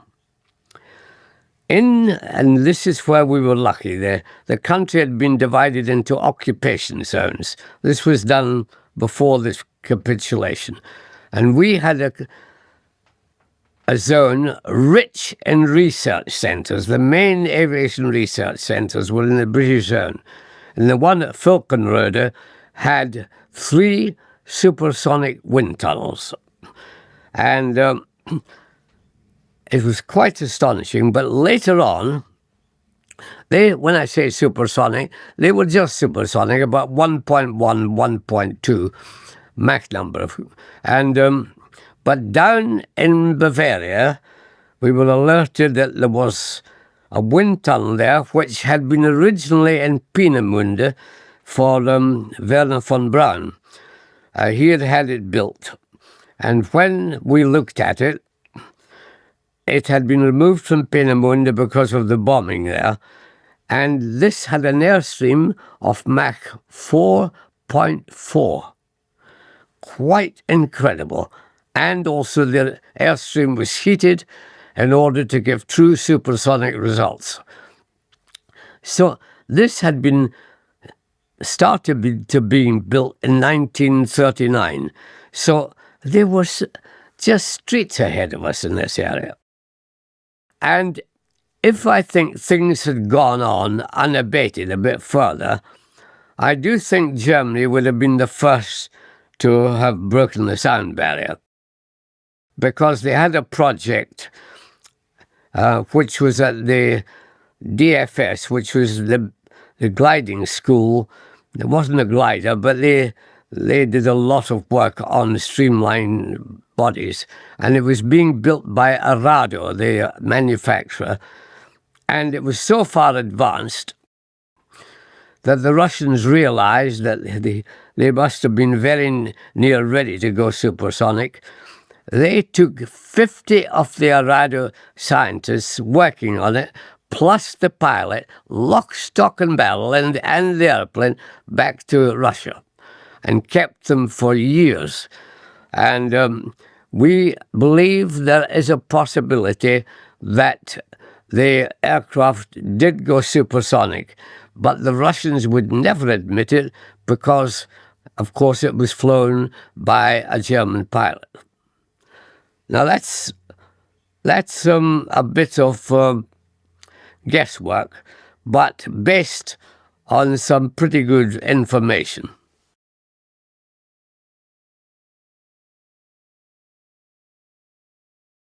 The Me-262, without any question, was the most formidable aircraft of World War II. For this reason,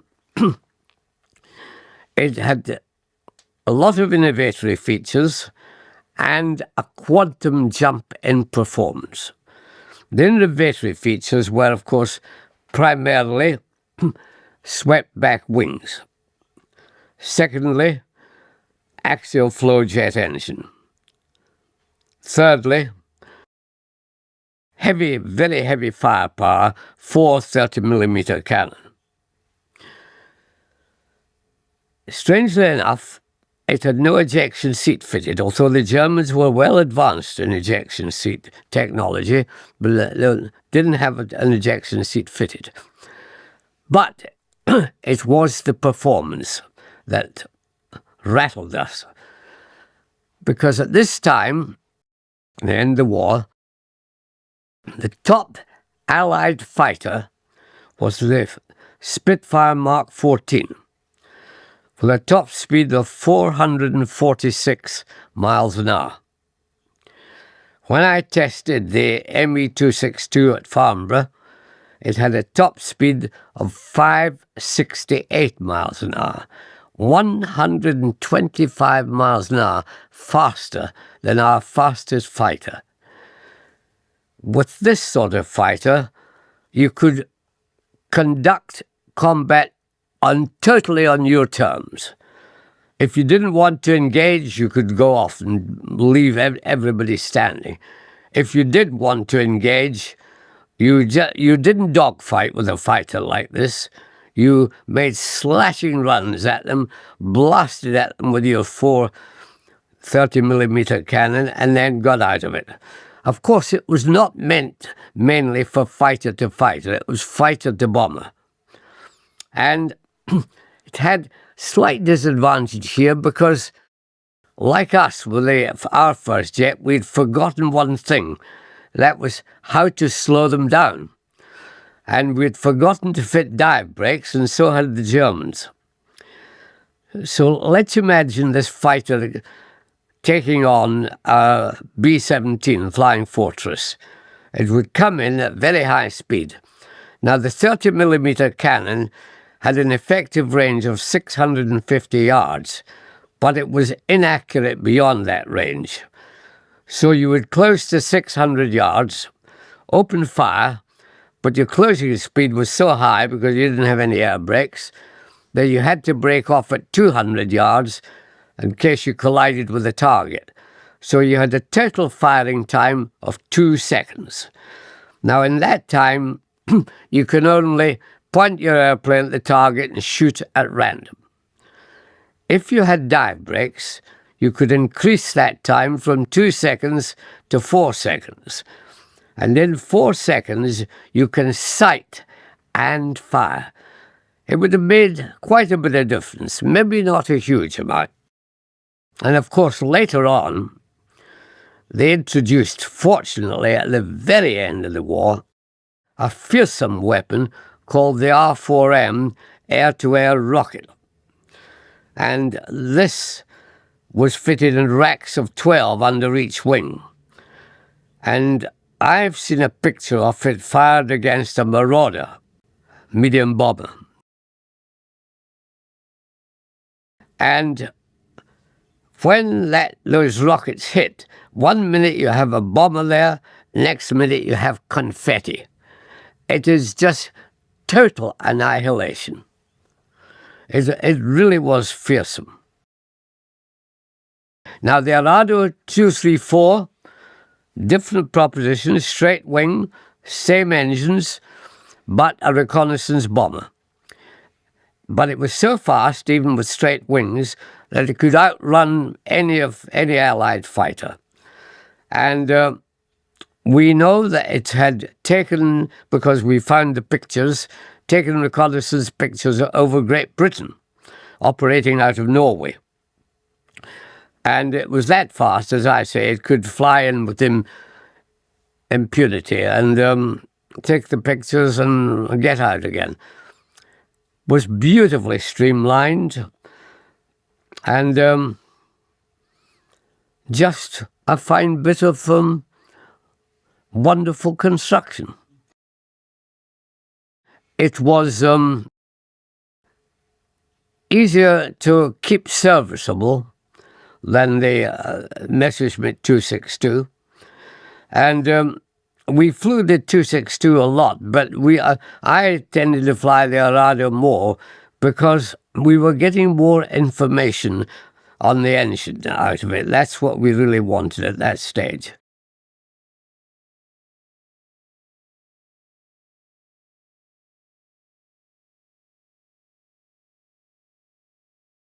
The 163, in my opinion, at the end of the day, was a tool of desperation. It was not, I don't think, operationally effective. Its operational record is this. In its entire operational time, it killed 16 Allied aircraft for the loss of 10 of its own. But the other side of the coin was they lost over 40 with operational accidents due to the high volatility of the fuels used, which were extremely dangerous. It had, again, innovation was the name of the game here. You had swept wings on this. It was semi-tailless. It had a vertical tail, but no horizontal tail.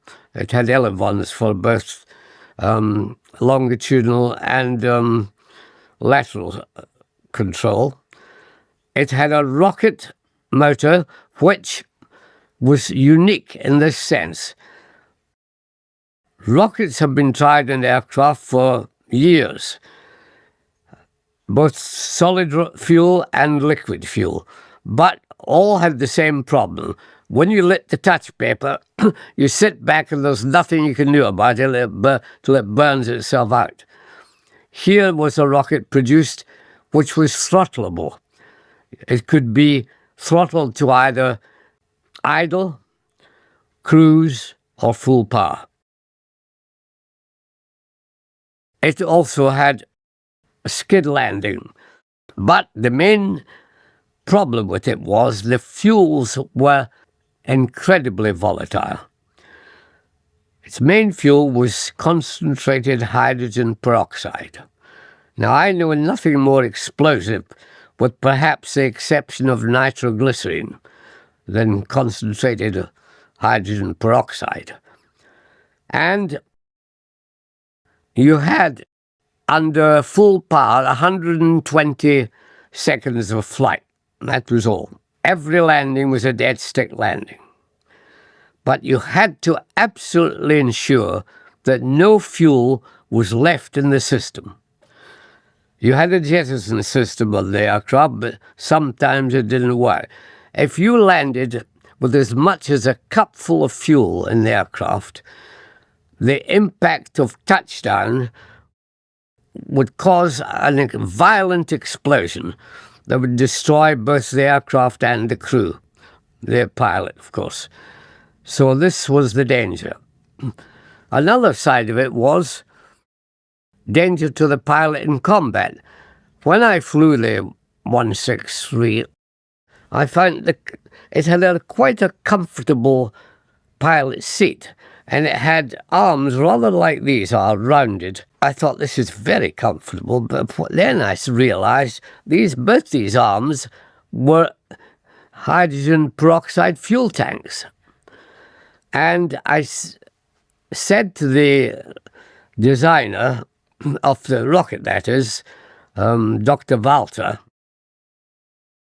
I was in no danger of combat damage because I was flying it after the war was over, but what would happen if a bullet went through one of these tanks?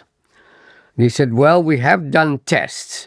And he said, even if you are using a non-organic suit, that if a bullet goes through and fuel leaks, it would take 9 minutes to melt the pilot. So that's the sort of horror side of that. And you can see where the accidents obviously occurred. Well, he was picked up by the Americans, so he wasn't in our care at all. But we, in the American occupation zone, they had a team doing precisely what we were doing in the Fallon mission. And in the whole of the American occupation zone, they hadn't a single Arado 234. And they were very keen to get one.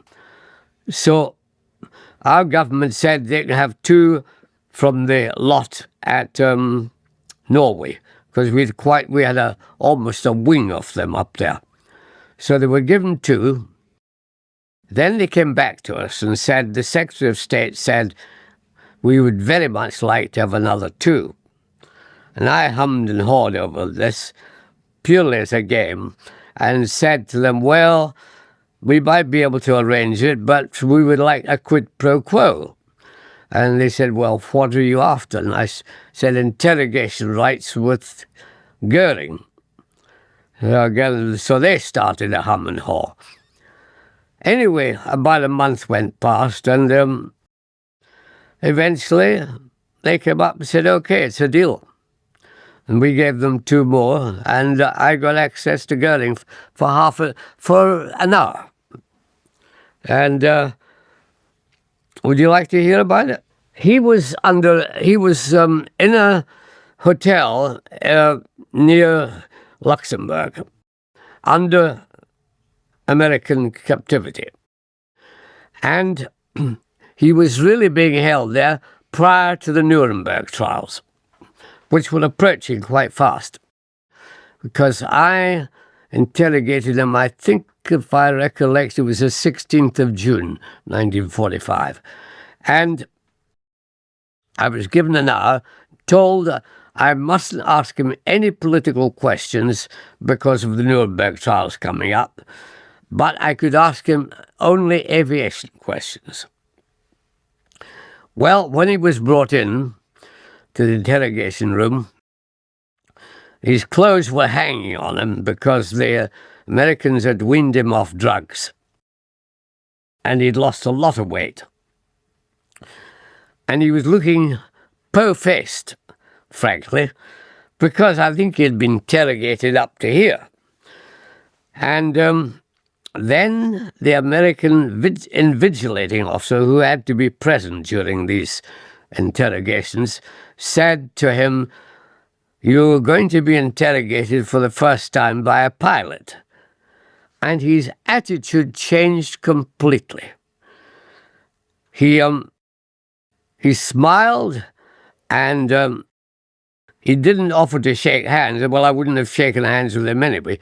But he was very affable. And frankly, I found him a charismatic rogue, frankly. He was highly intelligent, there's no doubt about that, as he demonstrated at the Nuremberg trials. But anything I asked him, he would deliberate for a little while before answering, but answer direct, no shilly-shallying around. And maybe the key question that would interest people was I asked him what he thought the outcome of the Battle of Britain was, to which he replied that it was a draw. And I said, well, how did you arrive at that conclusion?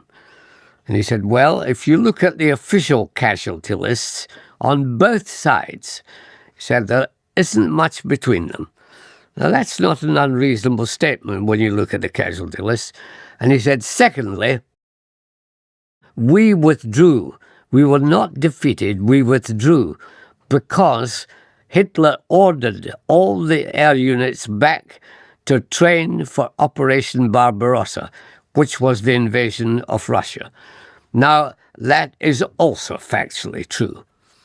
Now, I would not like to tell the RAF that he had reached a conclusion which was not unreasonable, because clearly, as far as we were concerned, victory was 100% on our side. But his reasoning was not too bad if you consider it all.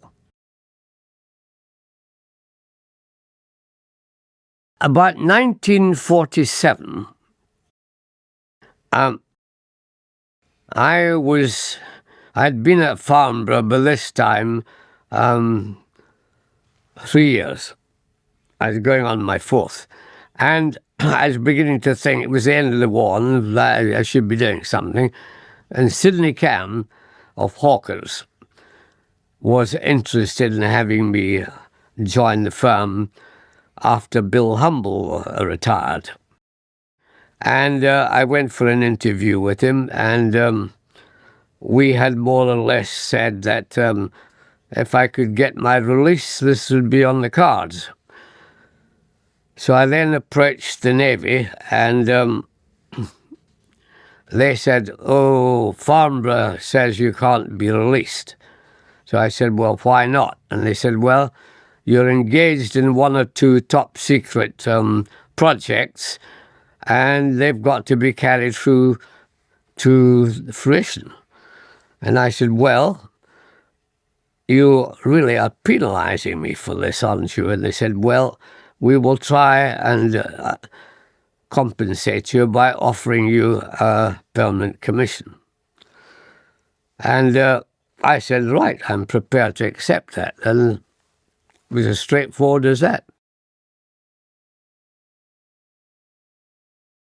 I have always admired the US Navy with the way they use aircraft carriers. And I was at Farnborough at a very exciting time of carrier innovation, where we evolved the three major things. Firstly, there was the steam catapult, which could throw heavier aircraft off at much higher end speeds and with much less adverse acceleration on the pilot. In other words, with the normal cordite catapult, you went off, there was a colossal bang, and you were a shock, and then you were thrown off.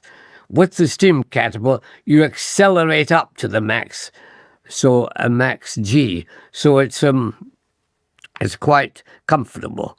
But the end result is wonderful. You get tremendous speed at the end, and you can take off much heavier weights. So that was a big innovation. And of course, it's using the ship's steam as the source. Secondly, of course, and above all, was the invention of the angled deck. Now that came about as a result of experiments done on what is called the flexible deck. This is landing an undercarriageless aircraft on a rubber deck. And we had a problem with getting the aircraft off the rubber deck in time to land on the next aircraft.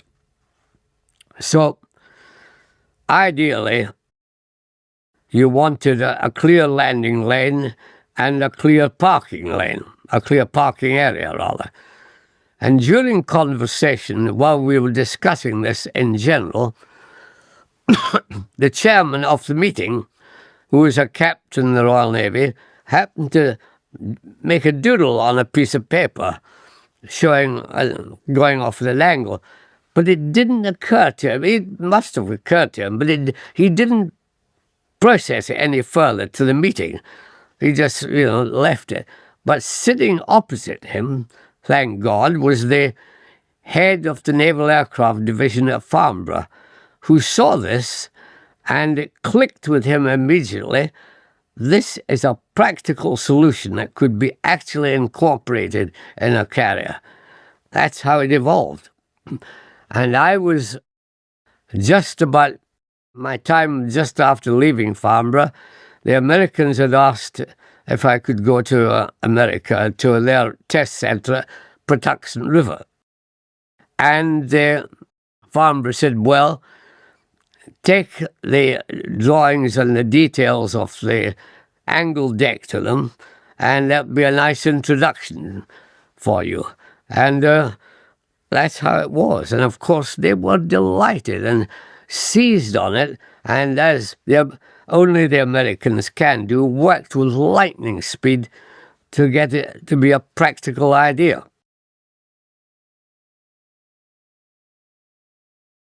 I'd been in the jet flight, and it was all very top secret at this time, and the then boss of the outfit said to me, look, he was very interested in the Navy. I always had a good rapport with him. And he said, you should be thinking of getting one of these onto carriers. And I said, well, can I have a look over the stable to see what we've got? And there were 4 jets at the time. There was the E-2839, the Gloucester, our first jet. There was only one left. So this was ruled out because it was really an engine test bed. There was the Meteor, which was twin-engined and really too big for the job.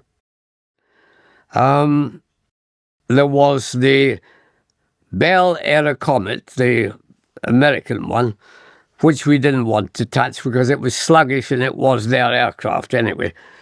And then they left us with the only other alternative, which was called, at that time, the de Havilland Spider Crab, which became the Vampire. So that it was almost, if you like, Hobson's choice. And we selected that. The Vampire was a very, very docile aircraft, easy to fly, and all handling characteristics, very benign. So I thought there was no problem there at all. The only problem we had was at that stage in jet development, the acceleration of the jet engine and the deceleration was very poor. For example, it took on the aircraft that were fitted with British and German engines and American, all at that time we were all suffering from the same problem, slow acceleration. For example, the Meteor took 15 seconds to go from zero idle to full power. Now, in a deck landing, if you suddenly need more lift because you've let yourself get too slow, you need instantaneous lift, which you get from a piston engine aircraft with air screw. And throttle is... So what we wanted was throttle reaction on a jet like you have on a piston engine. That was inevitably coming, and in fact it only took about 9 months to come after we did the first landing. But our big boost to all this was we were going to beat the Americans to it, which we did by 9 months.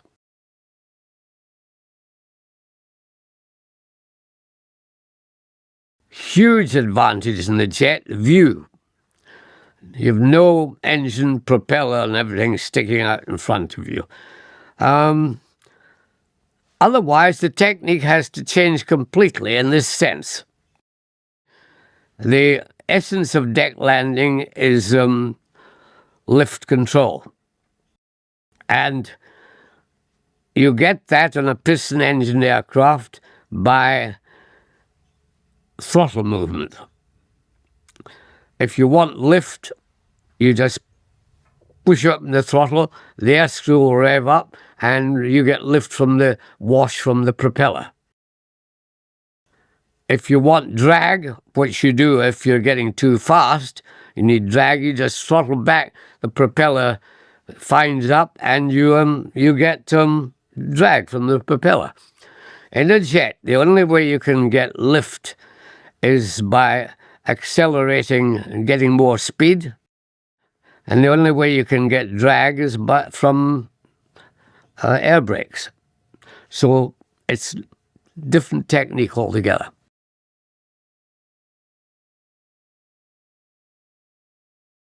Well, at the end of the war, of course, everybody had to think again, and what are we going to do now? And the emphasis obviously went on to civil aviation. And the inevitable route at first was to civilianize military aircraft, like Lancaster was civilized into the Lancastrian, and things like that. The Wellington, the Warwick was civilized, the Warwick rather was civilianized. But we wanted a new breed of civil aircraft altogether, and our first one, which was the Avro Tudor. Now, Roy Chadwick, the designer of Avro, had designed a masterly aircraft in the Lancaster, and he designed the Tudor, and we expected the same sort of standard, and what we got was a grave disappointment. It was a very poor aircraft indeed. In fact, we reckoned it had 14 basic faults when it arrived at Farnborough, and some of them were dangerous faults. So the start was not good. But once we got into the swing of things, the Americans really forced ahead of us in this area, I think. And because they had really been preparing themselves for the end of the war a bit earlier than we had. The Russians weren't in the game because the Russians had built engines for combat aircraft with only a life of 100 hours. They reckoned there was no point in putting an elaborate engine into a combat aircraft that was going to be destroyed or wouldn't last much more than 100 hours. As a result, they finished up at the end of the war with no engines that anybody would dream of putting in a civil aircraft. So they were left at the post, so to speak. But our main fight was with the Americans in trying to capture the civil market. So we thought a bit slow off the mark until, of course, the Komet was devised by de Havillands, and this was moving into the jet side of civil traffic, and but then it ran into this disaster period, which set it back very heavily.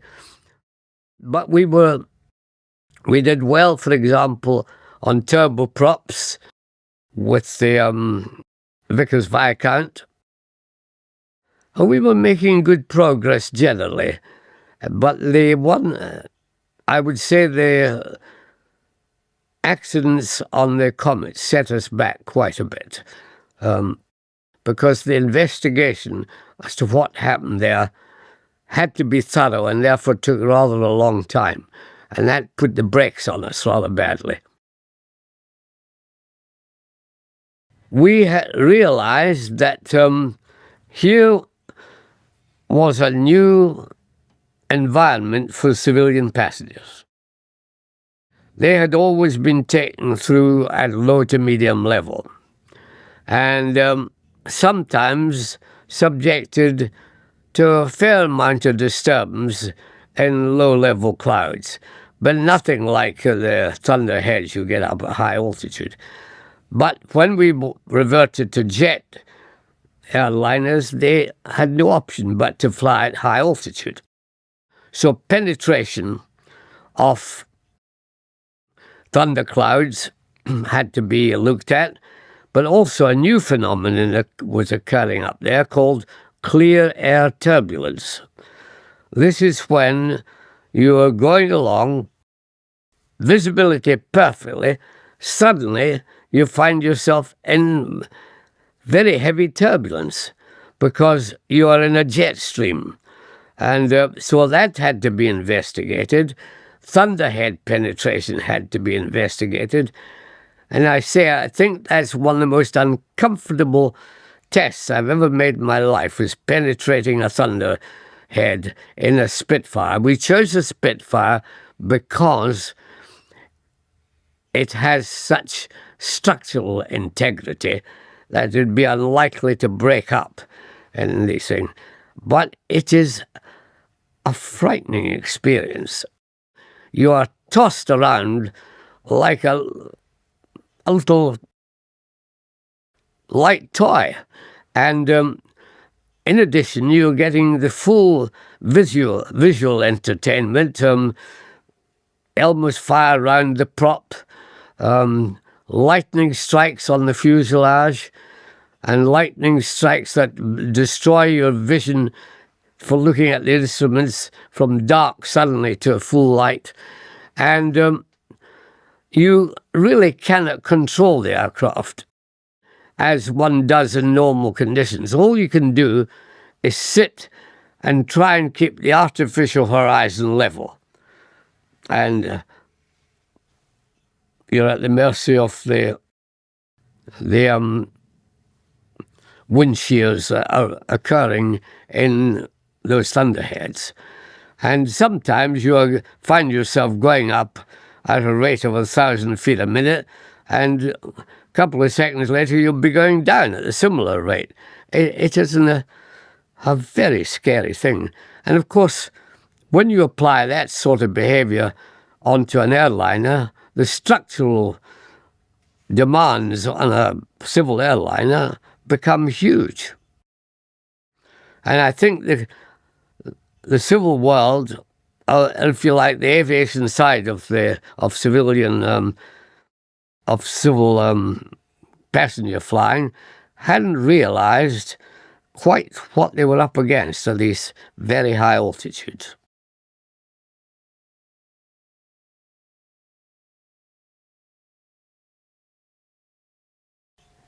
When you get into test flying, you're well aware you're in a risk business, and it is just part of the job. But after a while, you realise if you're going to stay in the job any length of time, you better think about survivability. And the fatality rate at Farnborough amongst test pilots in aerodynamics flight was very high, 25%. And I believe part of the reason for this was we were in a pressure pot because of the war. The results wanted to be provided yesterday, so to speak. I mean, today now, where you can go up and you maybe are going to test an airplane in about its behaviour at speed. So today you go up maybe at 5 mile an hour or 10 mile an hour jumps, and you just go up and do them, send it back to telemeters back. 10 minutes later, you're told, okay, you can go on to the next 5 miles an hour. In war, there was nothing like that. And we had no time to take small jumps like that. Whereas in the modern way, as I say, the jumps may be 10 miles an hour. In those days, they were 20 to 50 miles an hour. And in consequence, we ran into trouble. That trouble had to be accepted in the interests of speed, getting the results to the operational crews. And because of this, our fatality rate got big. So my view was that a lot of these fatalities were due to lack of preparation by the test pilots.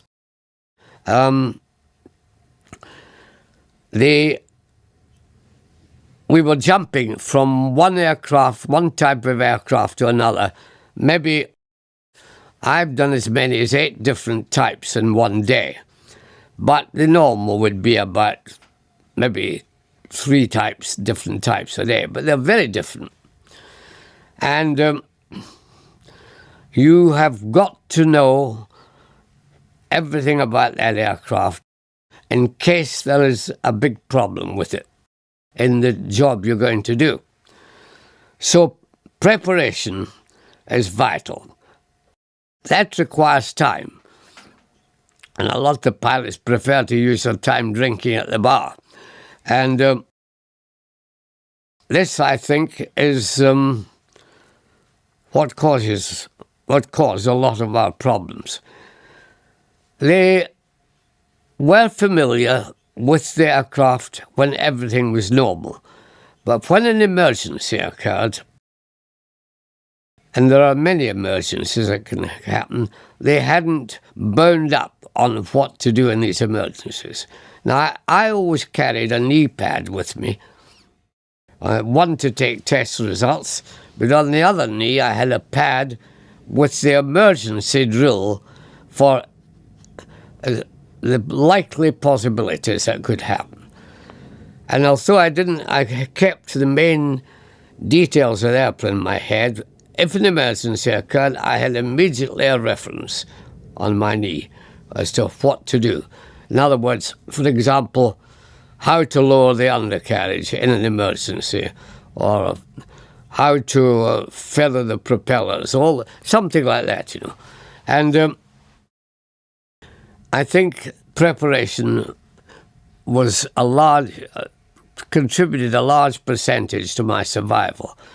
But another thing is, I think my stature contributed to my survival, because it's very noticeable that very tall people in airplanes run into a lot of bigger troubles than small pilots. For example, I was told by a World War I pilot who had many crashes and survived them. He said, when you realise you're going to crash, get your feet off the rudder bars and tuck them under your seat. Tuck your legs under your seat. And because it's the front end of you that are going to take the impact. And this saved me once on a crash with the Messerschmitt 163. And also, I think a pilot ejecting, where in ejection, if you're tall, compression of the spine is much more likely with a person over 5'8" than it is with a small person. The fact that I would say that I made my preparation paramount, and nature helped me with the other bit, that I and a little bit of luck thrown in. I survived and had a good chance, and an analyst in 1980 something or other looked at my career and said I had 11 death-threatening accidents. So to survive those, I can't complain.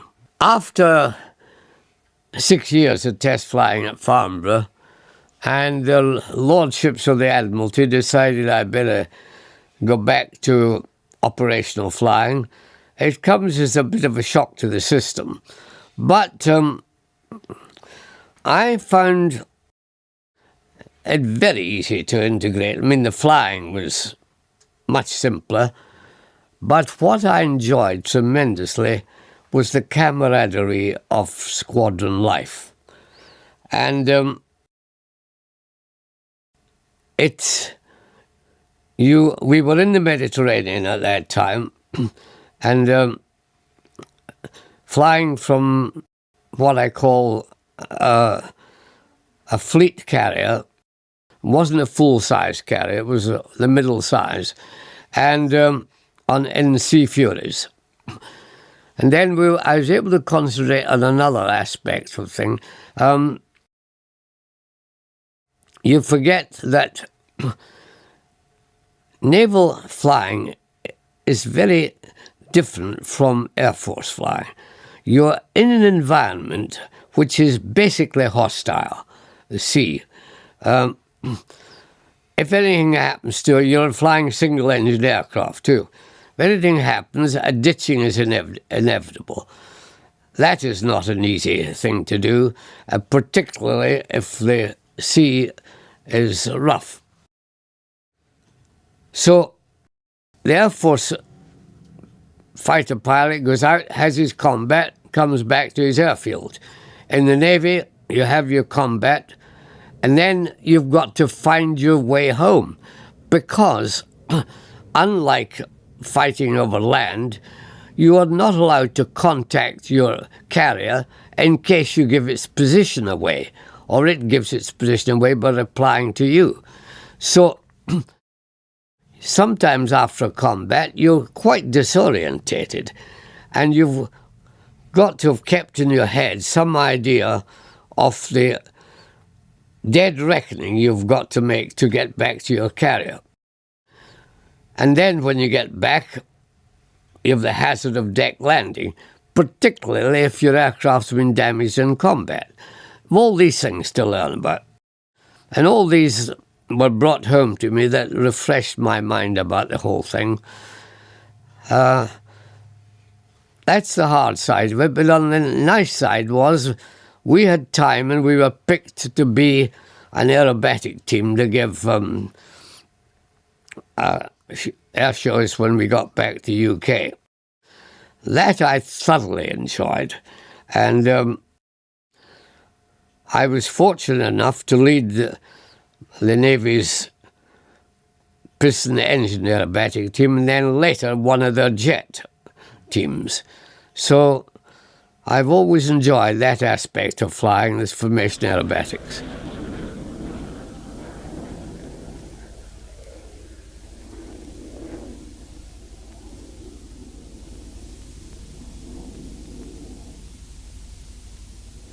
The F-86 was one of the most delightful jets.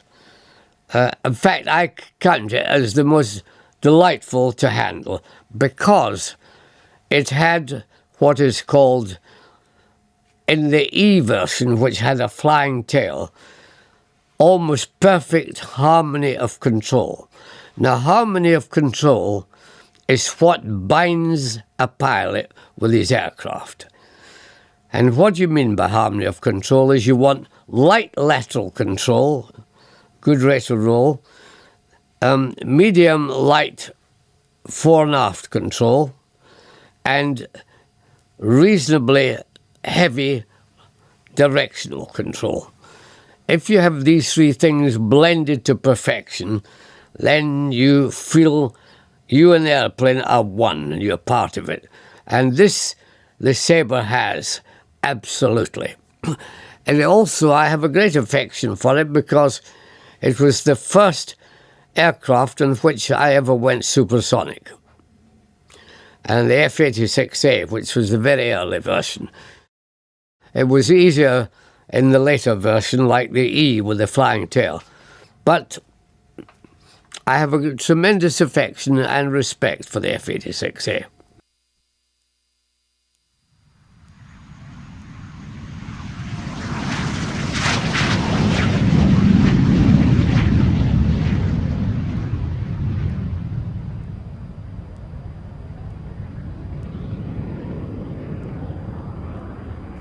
It really did exactly what I thought would happen. I'd done so much transonic flying that when I actually took the F-86 through the barrier, I realised that this was inevitably what was coming with the work we were doing at Farnborough. If we had had the supersonic wind tunnel data to give us the design capability to have an airplane like this. And it exhibited everything. The only surprise was, because one hadn't experienced it before, was when you got through the barrier, everything suddenly became dead smooth. And all this vibration and porpoising and nose down trim effect all disappeared. And you were in smooth air. Now, when you came back through the barrier in reverse to become subsonic, you get a little of that in reverse. So that, of course, I'd never experienced either. So it was adding to one's, if you like, CV.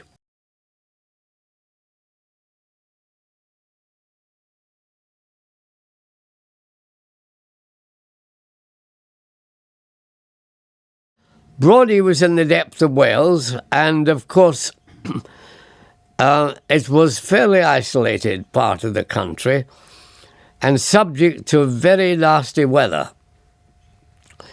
It was coastal, and we were on the top of a fairly high cliff, right at the edge of the sea, and these sudden low sea mists came in and completely blanked out the airfield quite often. So that was quite a difficult place to operate on. There were diversions, but we were operating jets, not piston engine, And with jets, you'll never have an excess of fuel. And to get to your diversion, you really needed fairly early warning that things were going adrift. So we had to keep a very alert weather watch on operations there to feel they were secure. And to get back, we had to do some things and devise new systems. For example, with the GCA, which is a ground control approach, we had to use frequently in the bad weather there, but we had so many jets in the air at one time, I started getting them to come in on the GCA information, 2 at a time. So the wingman had to depend totally on his leader to get him down. Of course, he hears everything that's going on the radio, but he's going to have to depend on his leader to get him onto the ground. And we were operating up to cloud bases of 200 feet, which is pretty tight.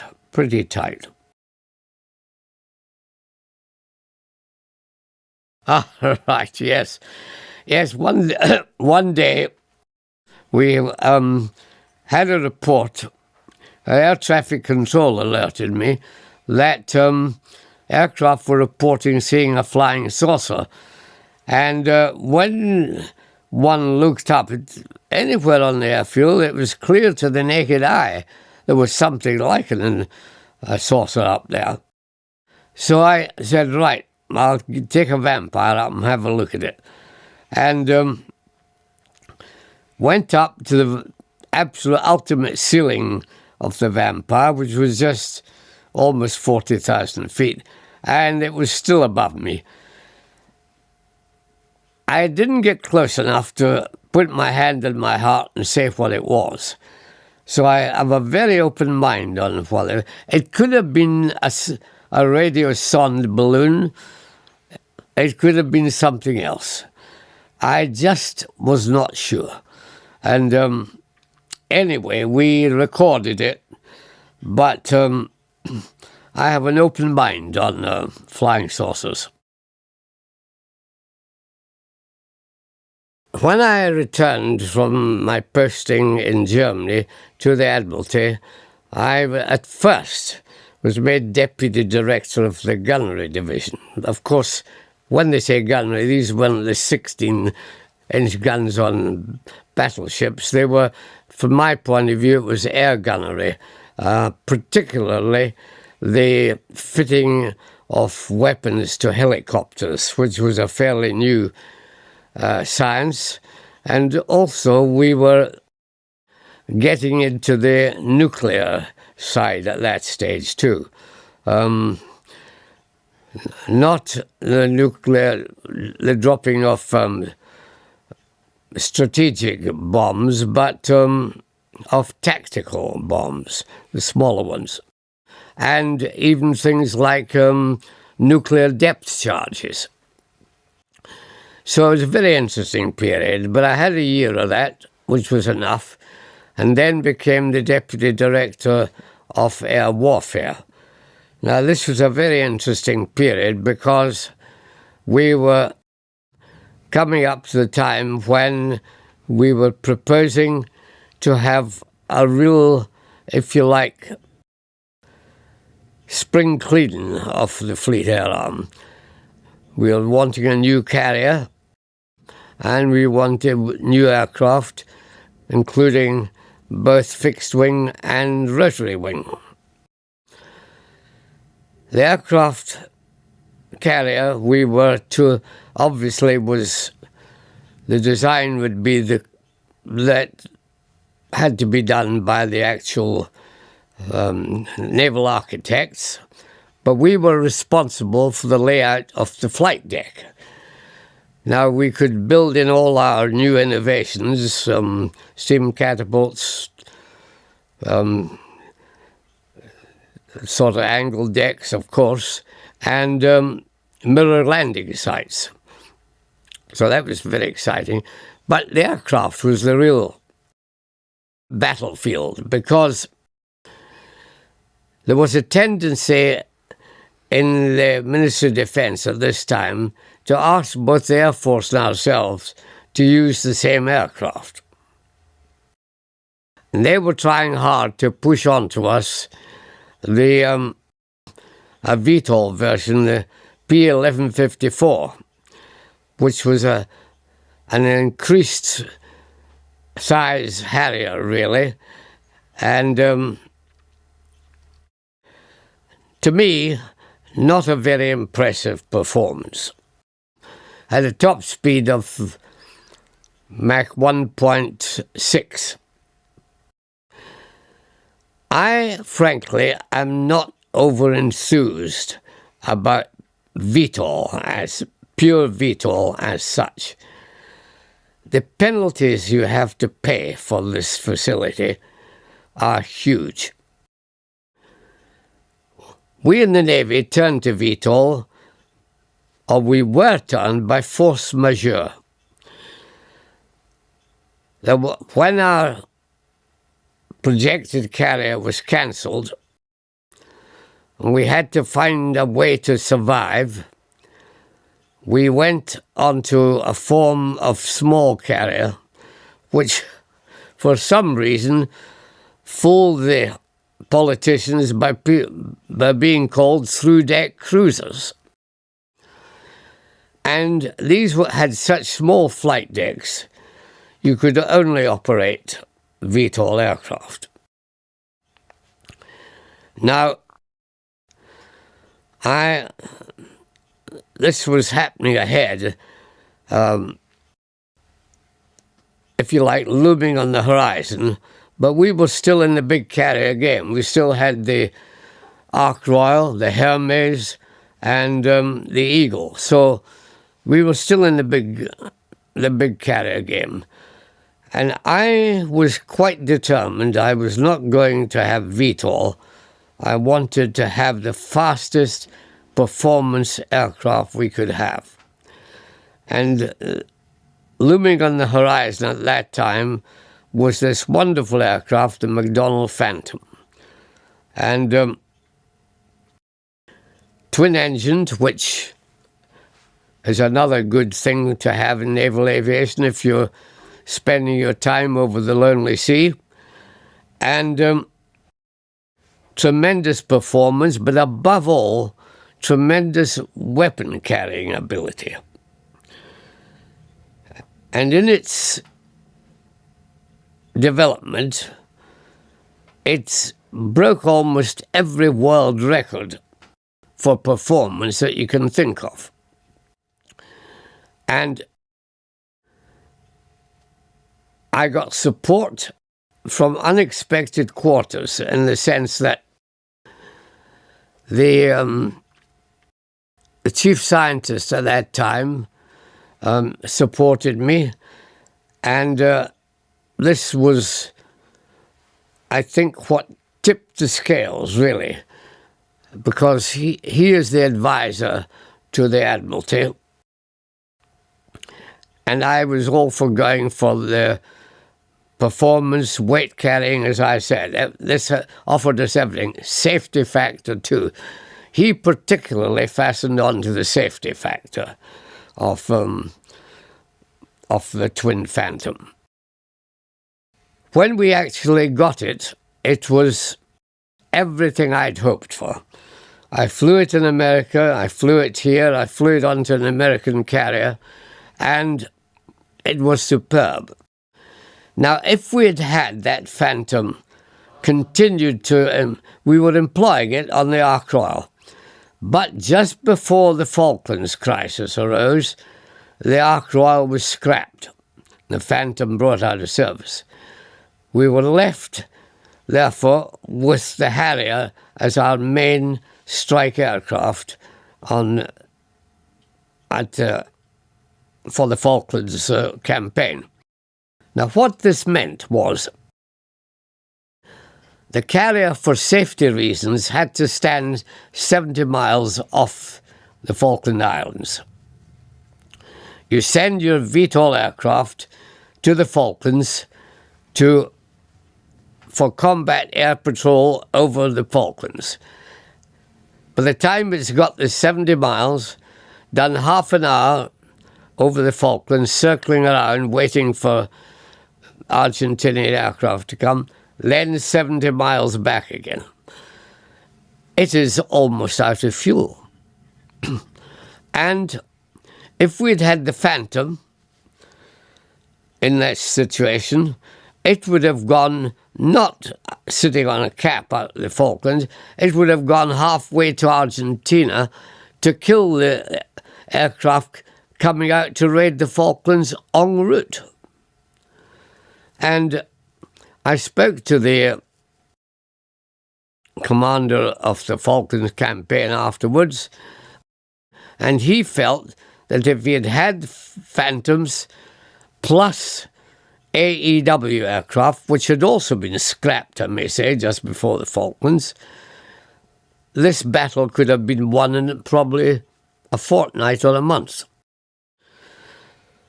So everything, the timing was absolutely catastrophic from that point of view. That the two aircraft we wanted vanished at just the critical time, and we were left with VTOL aircraft and no AEW.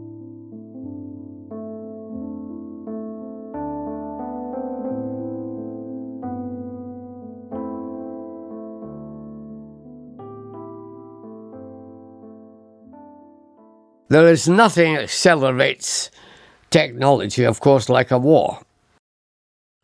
And we entered it, as you so rightly say, largely a biplane air force, and emerged from it as a monoplane air force with a considerable improvement in performance. I mean, to jump from the Gladiator, which was the best of the biplane fighters, to the Spitfire is an immense jump, a huge jump. And of course, we can't be thankful enough that we just happened to have a genius that produced the Spitfire, which for reasons that are almost unthinkable, still goes faster than modern aircraft like the Mustang. And these were more modern, I'm talking at the beginning of the war.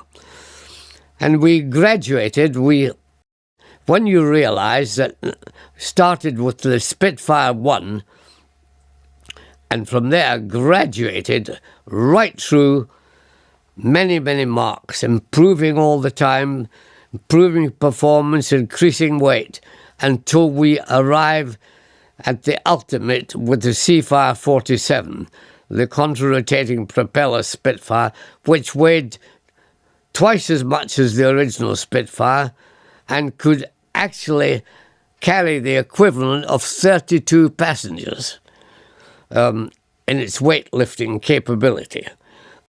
It is incredible, the progress that was made because of the pressure of war. And, of course, fortunately, in the middle of it all, there came the one factor that we had no control over. That was the genius of Whittle arriving on the scene and coming at absolutely the right time to transform us from the piston engine era into the jet era. Couldn't have happened at a more perfect time. So the logic of it is absolutely understandable. What would not have been understandable was, without war, that pressure would have taken, to achieve what we did, would probably have taken maybe 20 years. Instead, compressed into 5 years.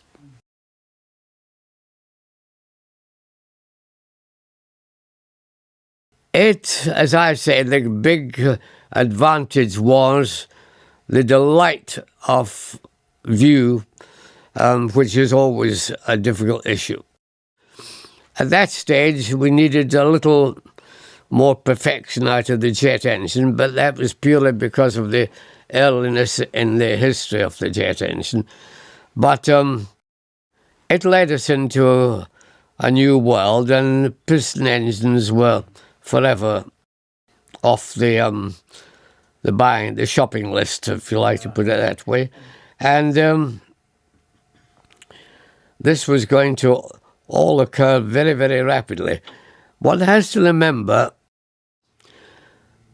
there was a danger at one stage in the movement from piston to jet of trying to rush it all too early. The Americans did rush theirs too early, and they found out that when they got to the Korean War, the kind of aircraft they wanted in the Korean War was not the jet fighter, it was the piston engine fighter, because that type of war they were carrying out there required that. Fortunately, we hadn't rushed into that stage, and we had, for the Korean War, two of the best aircraft we could ever have had, the Sea Fury and the Seafire 47. So luck was with us there. Then things, of course, changed for Vietnam, but we weren't involved, of course, there.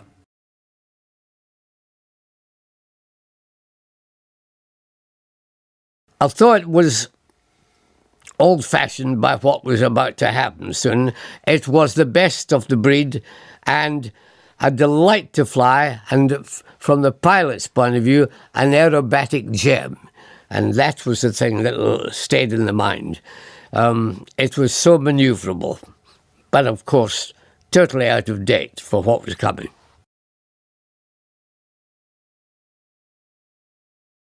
Rugged, built for the harsh environment of carrier operations, very reliable, and it showed us the easy way to deck land, introducing the sting hook into deck landing. So a great asset, and arrived at the right time when Britain was, or the Fleet Air Arm was running out of high-performance aircraft. Product of genius, and remarkable, and we never suspected it would be the greatest transonic aircraft of all the piston-engined aircraft. It was one of the first, and yet, in spite of new technology, that shape that was originated in it remained as the best shape of all. And as I said earlier, it achieved an almost unbelievable Mach number of 0.92.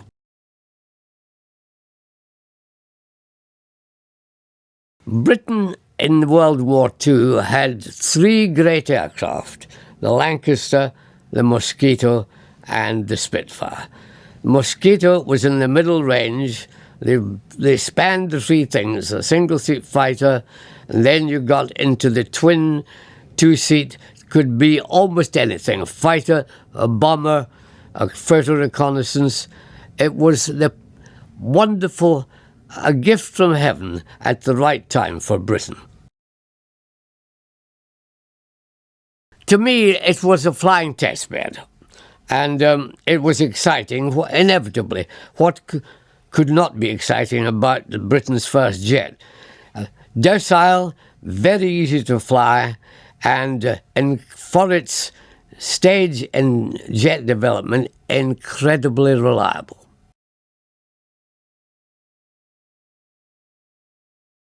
Ju-88 was outstanding aircraft. As I described the three top British, the Germans had three top ones. These were the Focke-Wulf 190, the Ju-88, and the Messerschmitt 262. Ju-88 was asked to do a multitude of things, many, many roles. It excelled in every one of them, and in one form was actually faster than Germany's fastest fighter, piston-engine fighter, let's say. So I had the highest respect for it. Lancaster, another product of genius. It was You just got into the cockpit of the Lancaster and you felt filled with confidence that you could do what the other bombers had failed to do with this particular machine. And strangely enough, whereas the previous bombers, the Halifax and the Stirling, the four-engine bombers, had to have two pilots, suddenly you find the Lancaster with one pilot. But you felt so much confidence in it, it was no problem. .163, as I said, was a tool of desperation with a poor operational record, and I consider its contribution to aviation was that it had so many innovatory features on it. But strangely enough, at the end of the war, it was the aircraft that influenced world aviation thinking more than any other unit.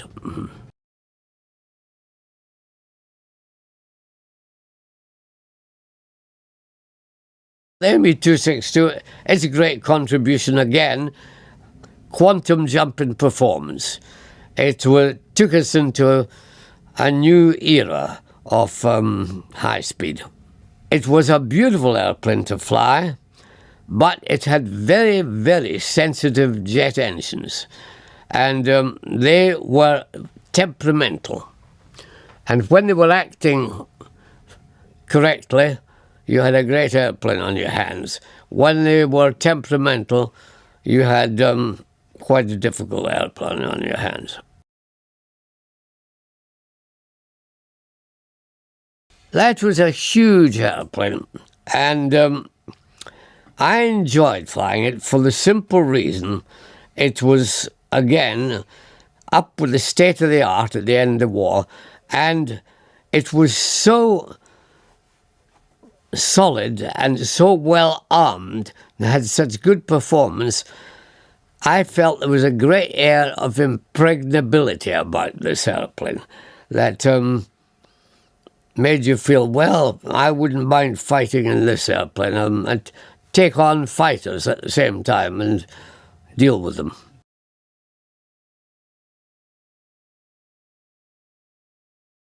I think this was a standard bearer, really, for long-haul aviation at that stage in the history of aviation.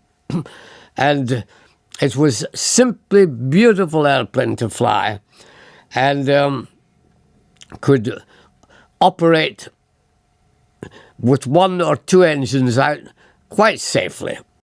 And altogether, built to me, was the acme of safe civil flying.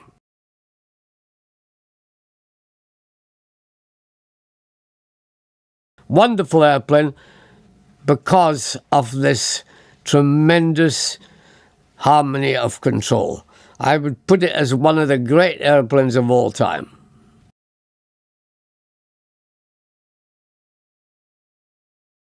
Beautiful shape, flies every bit as good as it looks. Sidney Cam had the ability to draw beautiful aesthetic shapes, but that's one thing. If they flew just as beautifully as they looked, that's quite another, and the Hunter did just that.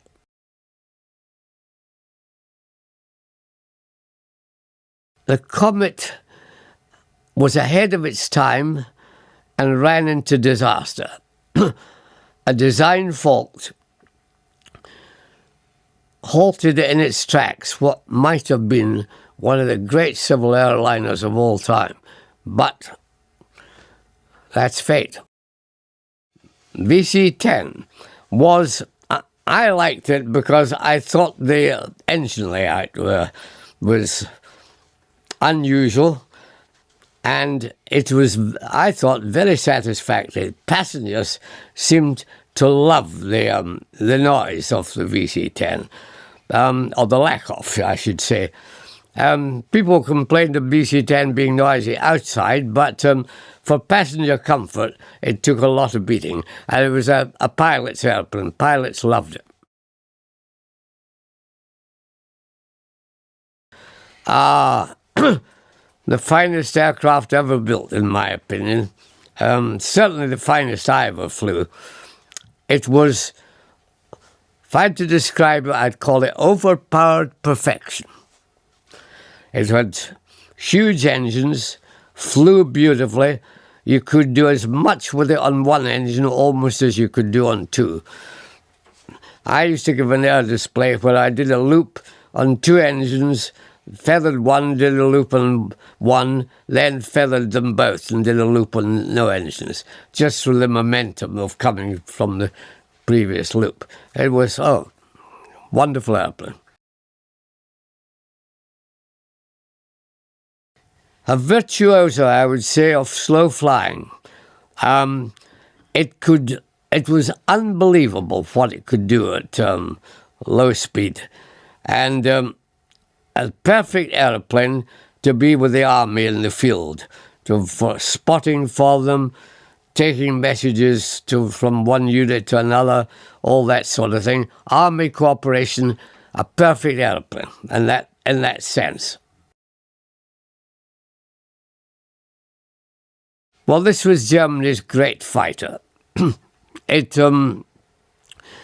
frightened the life out of the RAF when it first appeared, because it appeared about a good year before the Spitfire 9.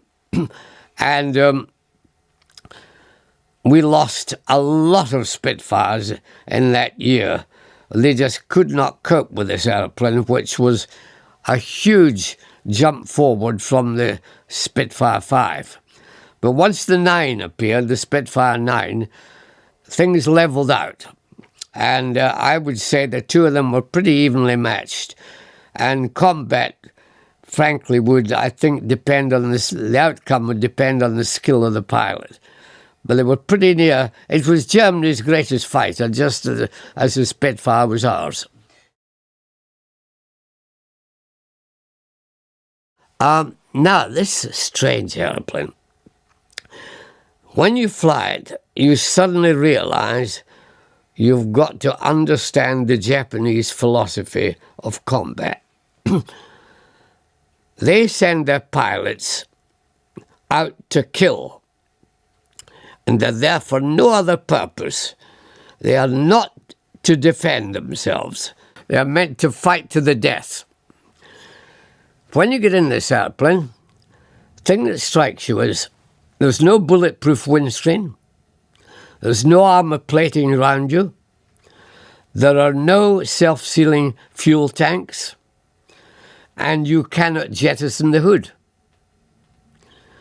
You're in a tin coffin, and that's where you're meant to be, as far as the Japs are concerned. That's their philosophy. And one must remember that to them, to be taken prisoner of war is the ultimate disgrace. Maybe that goes some way to explain their behaviour with our prisoners of war, but it's like that. But leaving these things aside, as a pure airplane, it was a phenomenally manoeuvrable airplane, very tight turning circle. And remember this, from the outset of the war till mid-1943, this was the finest fighter in the world on its record. And it was only when the Hellcat, Grumman Hellcat, arrived in the Far East that things changed. So this is really an outstanding low-level airplane, because the Far Eastern War was fought at low level, whereas the European eventually was fought at high level. Sea Fury, another beauty. It arrived after the war, but it had everything, power, manoeuvrability, and quite rugged in its own way, too, to withstand combat damage. Of course, post-war, it has had a wonderful record in the field of aviation racing. In America, it's used in the Reno air races and has had great success, although one must say, not always with the Centaurus engine. They have powered it with some of the bigger engines than that, but every American who's flown it has the highest praise for it. I mean, for its handling. It is a delightful airplane. The Americans brought out at the same time the Grumman Bearcat, and the two, if you had a combat with them, again, it'd be like the 190 and the Spitfire. It'd be the skill of the pilot that would tell. Phantom, one of the great fighters of all time. In its day, it was head and shoulders above anything there was around. And it's had a long life. It's a wonderful record, both of combat, what should I say, efficiency, particularly in the Vietnamese War. And it's an airplane that suited both the Air Force and the Navy. It's pretty near perfect. Strangely enough, the saying goes that if it looks good, it flies good. When you see the Phantom with everything down, ready to land, it certainly doesn't look good. But by God, it flies well. Fast, of course, but very easy to control. Very easy. I found it I put it as one of, I would say, apart from the high landing speed, which means you have to think a little bit faster, it had all the other assets you wanted from a naval airplane. Yes, I went on a posting which was really to build up the German naval air arm, because during World War II, Göring had insisted that everything that flies comes under his control. So the German naval air arm was really had denuded of its own power. And at the end of the war, they were left high and dry, of course, and as an effort to get them back into business, they appealed to NATO that if they could reform a German naval air arm, that they would be happy to assign it to NATO. So my job was to take quite a smattering, or even more than a smattering, a leavening of World War II pilots, together with an intake of the new generation of post-war pilots, and meld them all together into a force that we could assign to NATO. They had British aircraft, Seahawk, Gannet, as their main aircraft, and they were very adaptable, particularly the young ones. The older ones who had been in the previous Luftwaffe were a bit set in their ways, frankly. I found them a little more difficult to weld into a force than the young ones. The young ones were really up for the hunt. So that was the only difficult aspect of it, I would say. It was trying to get two generations together. Once at the end of the day, they were a very good fighting force, and I was very proud to hand them over to NATO. They unfortunately, when we finished, I had recommended to them that they continue thereafter with Buccaneers, which would have been ideal, I think. But the German manufacturers ganged up on the German services and insisted on having the F-104 Starfighter. The reason for this was that German industry realized they had been out of the game. They weren't allowed to manufacture until quite a while after the war was over. And they wanted to get back into the Mach 1, the supersonic league, in one jump. And they risked all and said, we'll have the F-104. Now, the services weren't happy with this.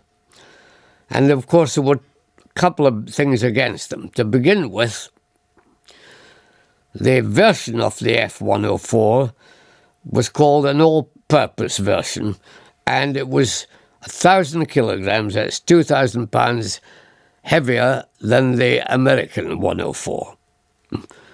Also, the Americans realized this was a tricky ship to fly, and they wouldn't let anybody touch it with less than 1,500 hours. The Germans were sending pilots in with 400 hours.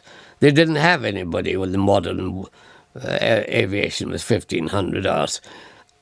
And furthermore, these guys had only flown in the blue skies of Texas in their training, and when it came to Europe and the European weather and a difficult aeroplane and a heavier aeroplane, recipe for disaster.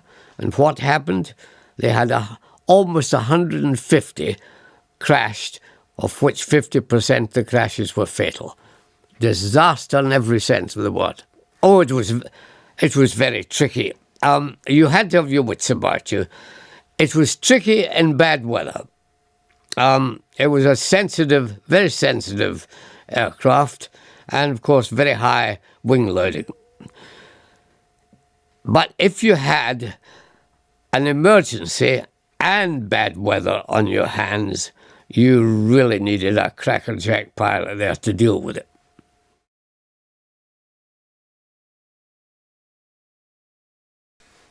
There were denazification courts set up to look at these people before they were chosen to assume NATO posts. But I am not totally convinced that this was effective. There were some people, I certainly met some, that I would not have recommended that they be given the jobs they were given, because they were difficult to handle and often showed sparks of resentment about what had happened in the past. By that I mean about what Britain had done to Germany in the past. And they were still, I would have said they were still, in their off moments, Nazi sympathizers. And this was not good for morale. But we only had to wait about 5 years or 10 years, and they disappeared, and the young generation moved into place. But to give you an example of some of the things that happened, Bobby Hartmann, who was the top scorer in the whole Luftwaffe with 352 kills, was a prisoner of the Russians at the end of the war. So he had 10 years in Russia. When he came out, I had a chat with him, and I asked him, he was very interesting, I asked him, how did he ever get scores like that? And he said, well, you have to realize that all my flying, and it literally was all, was on the Eastern Front. And in one airplane, the Me-109. Different marks of the 109, but only in the 109. And he said the naivety, tactical naivety of the Russians was unbelievable. He said they would come out with huge formations of Aviation 2 aircraft, the Stormovik, and they would fly just straight and level in large gaggles, and think that the one pea shooter they had at the back, which was a 1.3 gun, would save them, because they had a lot of them. He said, they barely bothered us at all in the 109. He said, I wouldn't fire until their aircraft totally filled my windscreen. And then I'd only need a few bullets to shoot one down. And he said, in one sortie, he said, I've got as many as 6 aircraft in one sortie, because I used so little ammunition by getting right virtually up their tails. And he said, they never budged, they just sat there, with firing with a silly little gun at the back, if the guy hadn't already been killed. And he said there were a lot of women pilots amongst these. Not that he was denigrating what the women did, but he said it goes to show that they were getting down to using women for this type of work. So they must have been short of pilots anyway. And anyway, when he came out, he went into the Luftwaffe. But before I did that, I should tell you, I said to him, were you on the Eastern Front the entire time? He said, no, I had 1 month on the Western Front. And he said, I realise I am incredibly lucky to have survived it. He said it was a different ball game altogether. He said I didn't shoot down one aircraft on the Western Front, and he said I was lucky I wasn't shot down at least a couple of times. So he said that the two theatres were as different as chalk from cheese. And then he went into Luftwaffe, but having passed the denazification, and I think I would have agreed with that, and made a lieutenant colonel, but he was driven out of it by professional jealousy of his comrades, so-called, in the Luftwaffe. Yes, now this was interesting. It was quite a while after Dönitz had come out of his 10 years in prison, after the Nuremberg trials. And I was in the Naval Air Arm at this time, and a submarine ace up at Kiel, where we were based, had died, so there was to be a big funeral for him. And the Naval Air Arm were going to turn out, and I asked our Consul General what I should do, since I was part of the fleet of the Naval Air Arm, so to speak. And he asked back in England, and they said, go. So I lined up with all the other guys, and Dönitz went to the funeral. And afterwards, he came along and shook hands with every chap who had been there who was in uniform. And he just went along shaking hands, saying, nice to see you, or something similar. And he came to me and shook hands, nice to see you, and went on. And he'd gone 3 past me when he suddenly, something clicked, and he realised I wasn't in German uniform. So he came back, and he said, you're British, aren't you? And I said, yes, all this in German. And he said, what are you doing here? And I said, well, I'm training in the Naval Air Arm, and we've all come to pay our respects to a war hero. And he said, oh, that's very kind, thank you very much. And just went on. But when he got to the end of the line, and before stepping into his car, they all broke ranks and rushed over to surround him, his car. And in those days, you weren't allowed to cheer any ex-Nazi leader. So they didn't say a word, but they all took their hats off, as they do for the normal 3 cheers, hip, hip, hooray, and did this 3 times, but in complete silence. It's quite eerie.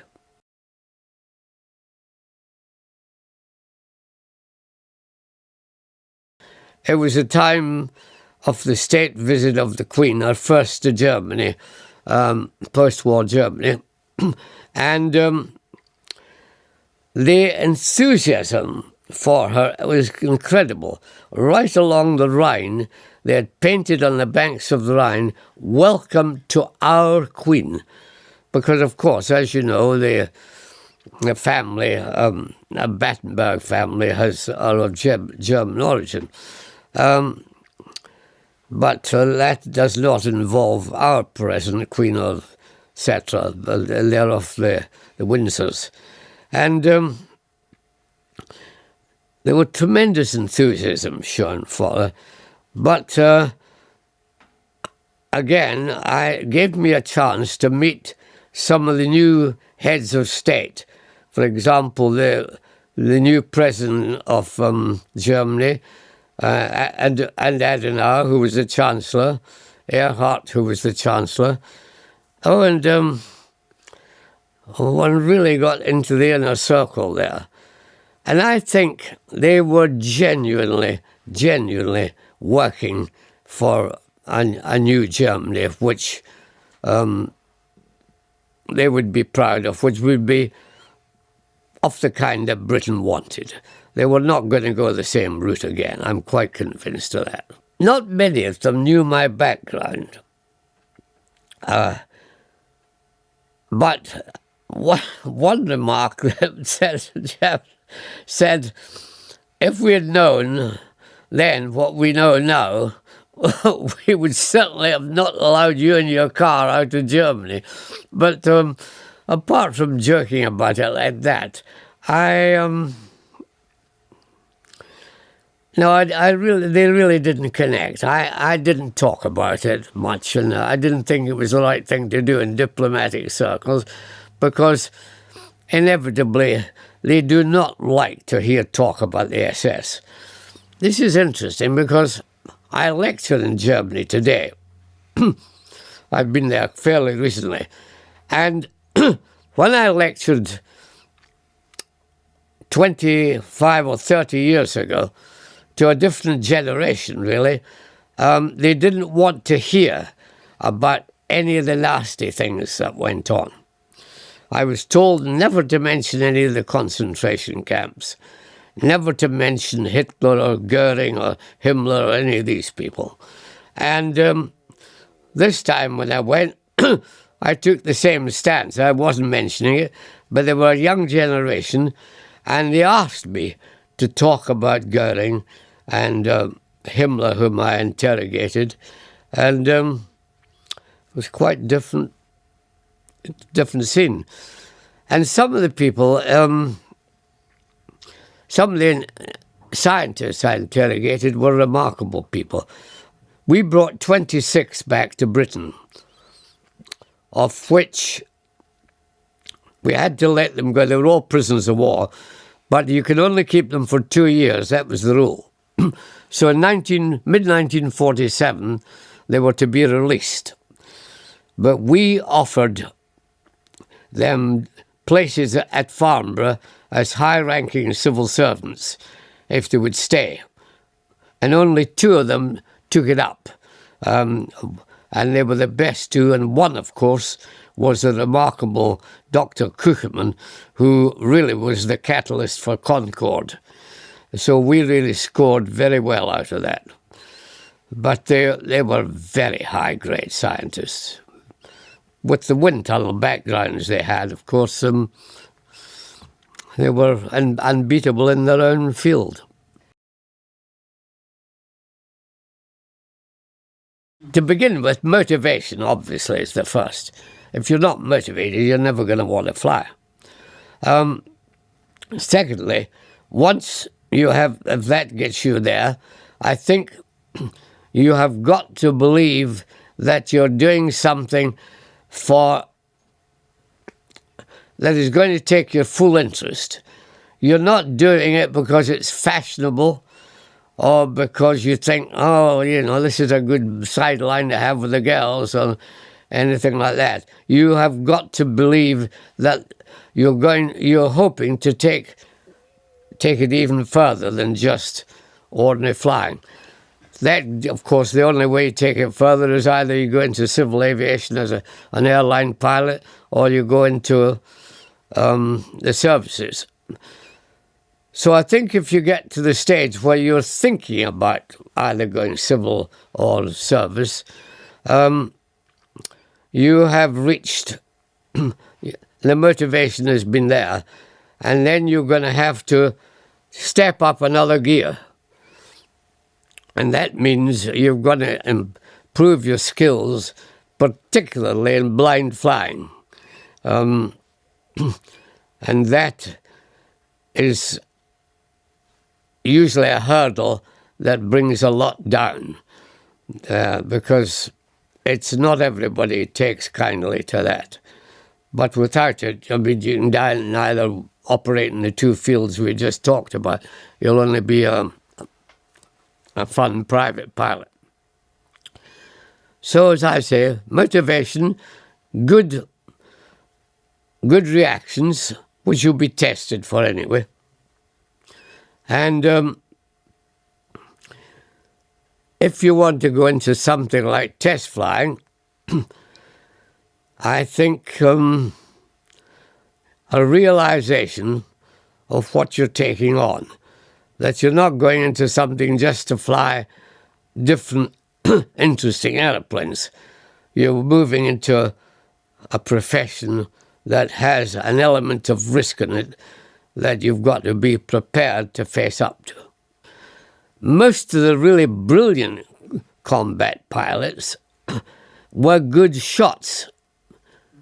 It was a hobby of theirs.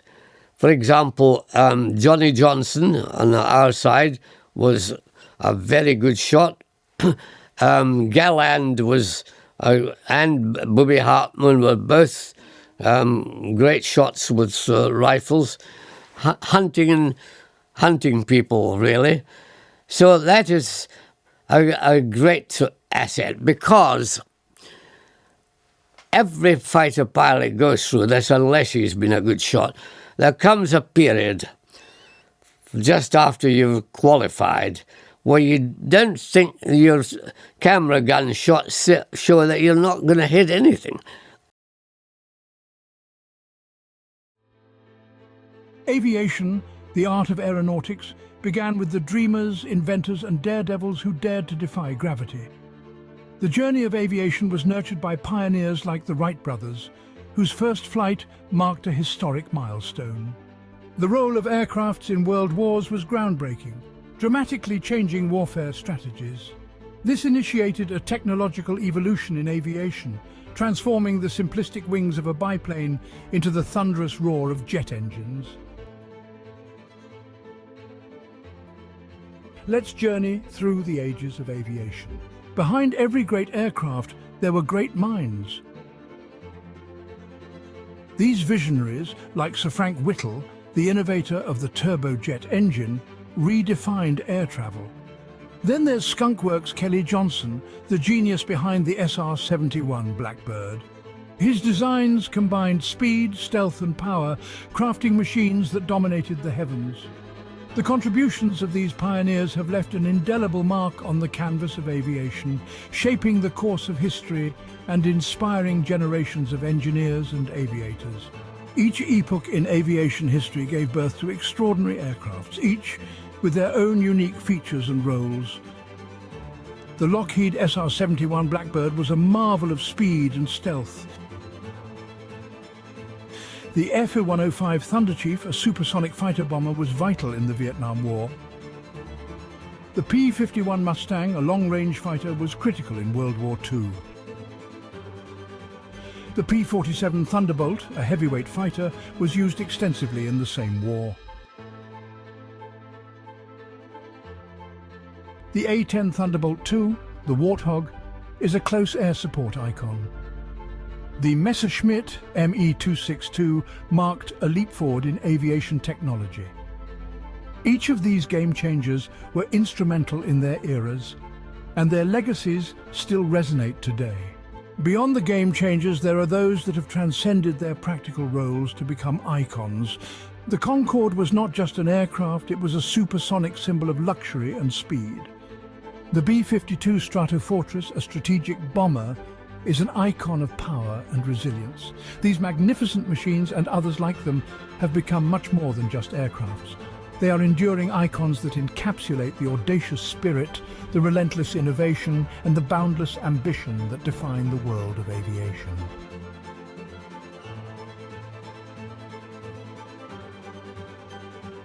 for more amazing aerial footage. And to join us in this incredible journey, check out the DroneScapes YouTube channel. If you enjoyed this video, please remember to like and subscribe. And as always, thank you for watching.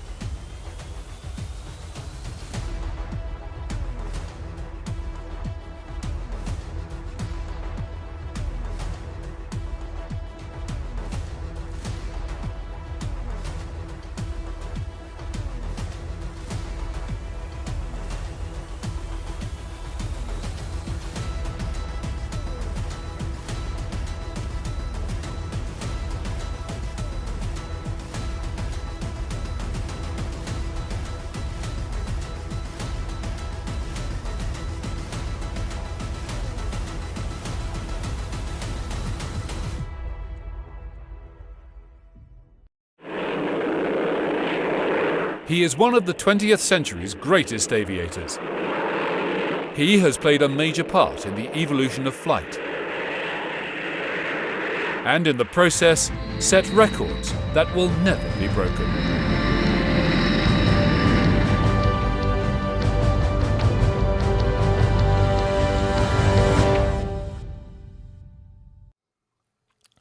Well, I was brought up in the borders of Scotland. I was born in Edinburgh, but lived for a long time in the borders. And my parents were both from the borders of Scotland. So my background is entirely lowland Scottish. My father was in the Royal Flying Corps during World War I. Now, originally he was a balloon observer, and that was a fairly hazardous occupation.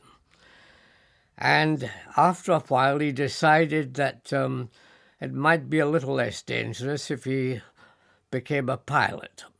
So he switched to flying, but late in the war, and he was still under training when the war ended. However, he moved over to the RAF and stayed with them for a considerable time, almost up to the beginning of World War II. He came out for a while, but went back again. So I had a flying background, and he always encouraged me in this flying business, and he operated from an airfield fairly close to home at Turnhouse in Edinburgh, where there was an auxiliary Air Force squadron. And they, at that particular time, were flying Gloucester Gamecocks. This was in the early days, and they eventually moved over to Gauntlets. But when I was, I think, about 8 years old, he took me up in a Gamecock and sat me on his knee. And of course, at that age, I hadn't the leg length to reach the rudder pedals, so he let me handle the stick a little. We didn't do anything aerobatic or anything like that. It was just fairly straight and level, give me a feel for the stick, etc. And generally encouraging me to take an interest in aviation, much to my mother's horror, I may say, who got involved in the tug-of-war in this business of my interest in aviation. But she died when I was 13.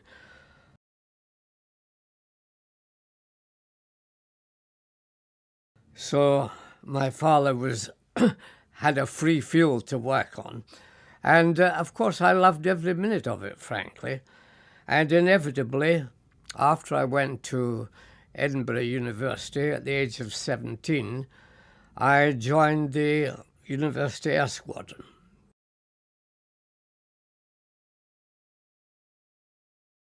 My father was in an organisation which was often set up after World War I of former combatants meeting to exchange their experiences and just generally socialize. And the leader of the group in Germany was the well-known aerobatic pilot Ernst Udet. So we went there, and my father asked if he could bring me. So by this time I was 17, and that was quite acceptable to them. And so we went with the joint purpose of watching